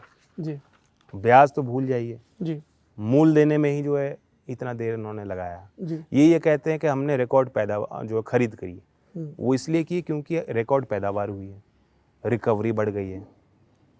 आप प्रॉफिटेबिलिटी देखेंगे, इंडस्ट्री की बढ़ चुकी है। शेयर मार्केट में पिछले 1.5-2 साल में देखेंगे, जो मतलब ऐसी इंडस्ट्रीज़ जो जिनकी हालत, वित्तीय हालत अच्छी नहीं थी, उनमें भी 500% का उछाल आ गया है। बजाज हिंदुस्तान को आप देख लीजिए, स्टॉक क्या है, 2.5 से 3 रुपये था, अब 15-16 रुपये पे होगा। तो तरक्की तो हो रही है ना, लेकिन उसका लाभ, उसका फ़ायदा किसानों को क्यों नहीं मिल रहा? ये जो डिफ़ॉल्टर मिल हैं, योगी जी ने गरीब आदमी पे उसकी तस्वीर वायरल करी, पोस्टर लगा के प्रदेश भर में, बताया कि ये गुंडा है, उसके घर बुलडोज़र चलाया, फेक इनकाउंटर में गरीब लोग मारे गए। उन्होंने डंडा एक बार भी क्यों नहीं चलाया किसान के पक्ष में? किसान पे डंडे चलाती है सरकार और उनके बचाव में कुछ काम नहीं करती, कार्रवाई नहीं करती। कानून स्पष्ट है, 14 दिन में होना चाहिए पेमेंट, उसके बाद ब्याज मिलना चाहिए। कोर्ट तक लड़ाई लड़नी पड़ती है, सरकार कोर्ट तक लड़ती रहती है किसानों के खिलाफ, सुप्रीम कोर्ट तक मामला जाता है जी। अभी तक ब्याज दिलाने में भी सरकार का यही रवैया स्टैंड है कि नहीं, ब्याज नहीं दिया जा सकता। योगी जी ने अभी जो भाव बढ़ाया है, उससे पहले उनका बयान था अगर भाव बढ़ाया जाएगा तो इससे जो है इंडस्ट्री की कमर टूट जाएगी। तो कमर तो किसान की टूट रही है। बिजली सबसे ज़्यादा महंगी उत्तर भारत में कहीं हुई तो यूपी में हुई। तो खेती पे, हर घर पे, गांव में इसका बहुत बड़ी चर्चा है, बहुत बड़ा प्रभाव। एक इस प्रभाव से इतर एक जो सवाल जवाब का, अच्छा, अगर बिजली का, महंगी बिजली इशू नहीं होता ना, जी, तो हम बिजली के संबंध में वादा नहीं करते। बीजेपी चुनाव के पहले वो बिजली पे छूट नहीं देती। समाजवादी 300 यूनिट फ्री की बात नहीं करते। उनको भी फीडबैक पहुंचा, हमें भी दिखा कि गांव में लोग बिजली के बिल को लेके तराही तराही मची। नाराज थे, और ट्यूबवेल में कितनी सप्लाई, क्या रेट। जी, तो इसका मतलब यही है, ये सच्चाई है। और आज भी आप देखेंगे इंडियन एक्सप्रेस में वो स्टोरी रिपोर्ट भी हुई है जी, कि ये जो 20% सबसे जो गरीब तबका है, 5 साल में उनकी आय लगभग 50% गिर गई है। जी। तो ये सब मनगढ़ंत बातें नहीं है। हम मतलब कोई झूठा मुद्दा नहीं बना रहे, जैसे कैराना पलायन हो गया या औरंगजेब से हमें लड़ना है। ये वाकई सच्चाई है देश की। किसान बहुत ज़्यादा गंभीर चुनौतियों का सामना कर रहा है। क्यों आपको जयंत क्या लगता है, भाजपा ये औरंगजेब और अब्बा जान वाला नैरेटिव या 80 वर्सेस 20 वाला नैरेटिव क्यों ला रही है? बहुत आसान है ना, वो कहते हैं तुम्हें हक इसलिए नहीं मिल रहा कि तुम्हारा हक इन लोगों ने मारा है, जो तुमसे अलग दिखते हैं, जो तुमसे अलग धर्म को मानते हैं, उर्दू बोलते हैं। तो उनकी लड़ाई उर्दू से है, उनकी लड़ाई छोटा पजामा से है, उनकी लड़ाई खान पान से है, उनकी लड़ाई हर चीज़ से है जो हमसे अलग है। तो हम हैं और वो हैं, तो ये इनका षड्यंत्र है। अच्छा, ये तो स्ट्रेटजी भी नहीं कह सकते, ये तो षड्यंत्र है। षड्यंत्र। कू ऐप पर बहुत सारे लोगों ने सवाल पूछे हैं, मैं एक एक करके उनके जवाब आपसे मांग लेता हूँ। पहला सवाल रजत का है। रजत ने कहा कि जयंत चौधरी बातें तो बड़ी अच्छी कर रहे हैं। उनका सवाल है कि देखिए कितनी अच्छी बात कही कि अगर कोई इंटर कास्ट मैरिज करेगा तो कितना पैसा देंगे आप? 1 लाख रुपए। 1 लाख रुपए अभी भी स्कीम है, स्कीम 50,000 रुपए देती है सरकार। आप उसको बढ़ा के 1 लाख करेंगे। जी। लोगों ने कहा कि जो रजत का सवाल इसमें लिखा है कि उन्होंने जब विवाह किया, चारू जी उनके समाज से नहीं आती हैं, उसका विरोध हुआ, खापों पे उनकी पकड़ नहीं, तो कोई उनके विरोध नहीं बीच ही उन्होंने कहा कि उनके समाज में ही इस चीज़ को लेकर सुगवाहट की, बताओ ये कह रहे हैं इंटर कास्ट कर लो 1 लाख देंगे। मैं बड़ा आपको बताऊं, ये मेरा विचार नहीं है, ये चौधरी चरण सिंह जी इसकी वकालत करते थे। जी, चौधरी चरण सिंह जी उस समय जाट कॉलेज बड़ौत है, हाँ जी, वहाँ उन्होंने बात रखी थी कि शैक्षणिक संस्थानों पे से जाति का नाम हटा दिया जाए। जी, चौधरी साहब ने नेहरू जी को चिट्ठी लिखी थी और अंतर्जातीय विवाह की वकालत उन्होंने की थी कि वरीयता सरकारी नौकरी में उन्हीं को दी जानी चाहिए। मतलब उनकी सोच थी कि अगर ये होगा तो जो आपस के जो भेदभाव हैं धीमे धीमे एक जनरेशन नहीं तो दूसरी जनरेशन तक ख़त्म हो जाएंगे। और मेरे चौधरी साहब के फैमिली में आप देखेंगे पारसियों में शादी है, हमारे घर में मुस्लिम बहू भी है, शायद कोई सिखों में शादी ना हुई हो, लेकिन आप सारी कास्ट, मेरी जो बड़ी बहन है वो बनिया है, बनिया समाज से आते हैं, वो मेरे जीजा हैं। दादी कौर लिखती थी, वो मेरे तो जीजा सिख हैं। समाज से आई होंगी। वो हाँ जी, उस समय तो एक ही था, यूनाइटेड पंजाब एंड हरियाणा। क्योंकि मैं ये अपने नोट्स देख रहा था, ये देखिए। तो ऐसा नहीं कि हम आप पे कुछ थोप रहे हैं और खुद नहीं कर रहे। जी, मीर सिंह और नेत्रा कौर के 5 बच्चों में सबसे बड़े चौधरी चरण सिंह, तो सिख परिवार से भी आई हैं बहू। अगर कौर लिखा है तो अंदाजा ऐसा लगा। नहीं, उस समय वो प्रचलन था जी। अच्छा, अगले सवाल की तरफ चलते हैं। शिव ने कहा कि मुजफ्फरनगर दंगों के बाद आपका जो कोर वोटर था वो आपसे नाराज रह गया। क्या आपको लगता है कि मुस्लिम और जाटों में फिर वही सामंजस्य? आप कहेंगे फिर वही सवाल आ गया। मैं कहूँगा जनता के सवाल है, हमने एज इट इज पूछे हैं। जनता ये सवाल इसलिए करती है क्योंकि आप लोग वही सवाल पूछते हो, वहीं से बात बनती है। आप लोग बड़े इन्फ्लुएंसर्स हो। अच्छा। आप ये कहना बंद करो, हाँ, और मैं जवाब देना बंद करूंगा, लोग सवाल करना बंद कर देंगे। लोग कहेंगे सवाल से बच गए। अभी तो बता दीजिए। अभी ये है कि हमने जो कार्यक्रम चलाया है, ये सवाल विश्वास का होता है। रिश्ते एक रात में खराब नहीं होते। ठीक है, वो एक हिंसा हुई, उसका बड़ा प्रभाव पड़ा, रातों रात चीज़ें बदली, लेकिन वो जो टेंशन्स थे या जो रिश्ते खराब धीमे धीमे होते गए थे। अब मैं मानता हूँ कि राजनीति का भी उसमें एक अहम एक रोल होता है, किरदार होता है। राजनीतिक तौर पर जो जातियां या धर्म के लोग साथ चलते हैं, साथ वोट करते हैं, कोलिशन बनाते हैं, गठजोड़ बनाते हैं, उनके आपस के संबंध भी अच्छे हो जाते हैं। इसे आप सोशल इंजीनियरिंग कहो या कुछ भी इसको आप नाम दे सकते हो जी। तो हमारा जो वोट बैंक था वो यही था। किसानी से जुड़े हुए लोग, गांव के जुड़े हुए लोग, विभिन्न कास्ट के लोग, चॉइस साहब के समय वो यूनाइटेड वोट करते थे, रिश्ते अच्छे होते थे। यही एक तरीका होता है। अब जब हमने अलायंस किया है और वो दोबारा समीकरण राजनीतिक हमने खड़ा किया है, उसका प्रभाव समाज पर भी पड़ेगा। अब ये हिंसा उस तरह की 2013 में जो हुई हमारे क्षेत्र में, यही लोग उस हिंसा नहीं के होने लिए कौन देंगे। जिम्मेदार था? मैं कह रहा हूँ उसके पीछे एक पृष्ठभूमि थी, उसका एक वातावरण बनाया गया था। धीमे धीमे चिढ़ पैदा की थी आपस में कि ये देखो तुम्हारे साथ ये वोट नहीं करते, ये तुम्हारा जो है ये टोपी पहनते हैं, ये करते हैं, उनको बताया गया हुआ कुछ। तो ये धीमे धीमे ऐसे रिश्ते खराब होते हैं अगर साथ बैठोगे नहीं, साथ काम नहीं करोगे, व्यापार नहीं करोगे। भाजपा ये इल्जाम लगाती है जयंत चौधरी जी कि समाजवादी पार्टी की अखिलेश यादव के नेतृत्व में सरकार थी और 2013 के दंगों के बाद सरकार ने प्रभावी कार्रवाई नहीं की, इसलिए रोष बढ़ा। नहीं तो इसमें मैं कोई सफाई पिछले कार्यकाल के लिए तो मैं देने की स्थिति में नहीं हूँ, और हम भी विपक्ष में थे और गलत हुआ, दंगा नहीं होना चाहिए था। और अब जो सरकार आएगी उन्होंने भी सीख ली है और हम भी शामिल होंगे। इस तरह की कोई वारदात हम अपने क्षेत्र में नहीं होने देंगे। राजन का सवाल है, ये हालांकि आप इसका जवाब दे चुके हैं। हाल फिलहाल में खबरें उड़ी कि भारतीय किसान यूनियन ने राष्ट्रीय लोकदल को समर्थन दिया है, इसमें कितनी सच्चाई है? नहीं, सच्चाई है, वही लोग हैं, हम ही लोग हैं। अच्छा, कोई अंतर नहीं है। वो तो बीकेयू की टोपी है वो हटा दो, आरएलडी की टोपी लगा दो, वो हटा दो, रंग तो सेम ही है। मतलब किसान आंदोलन में जो लड़ने वाले लोग हैं वो हम ही लोग हैं, इसी क्षेत्र के लोग हैं। अच्छा जी।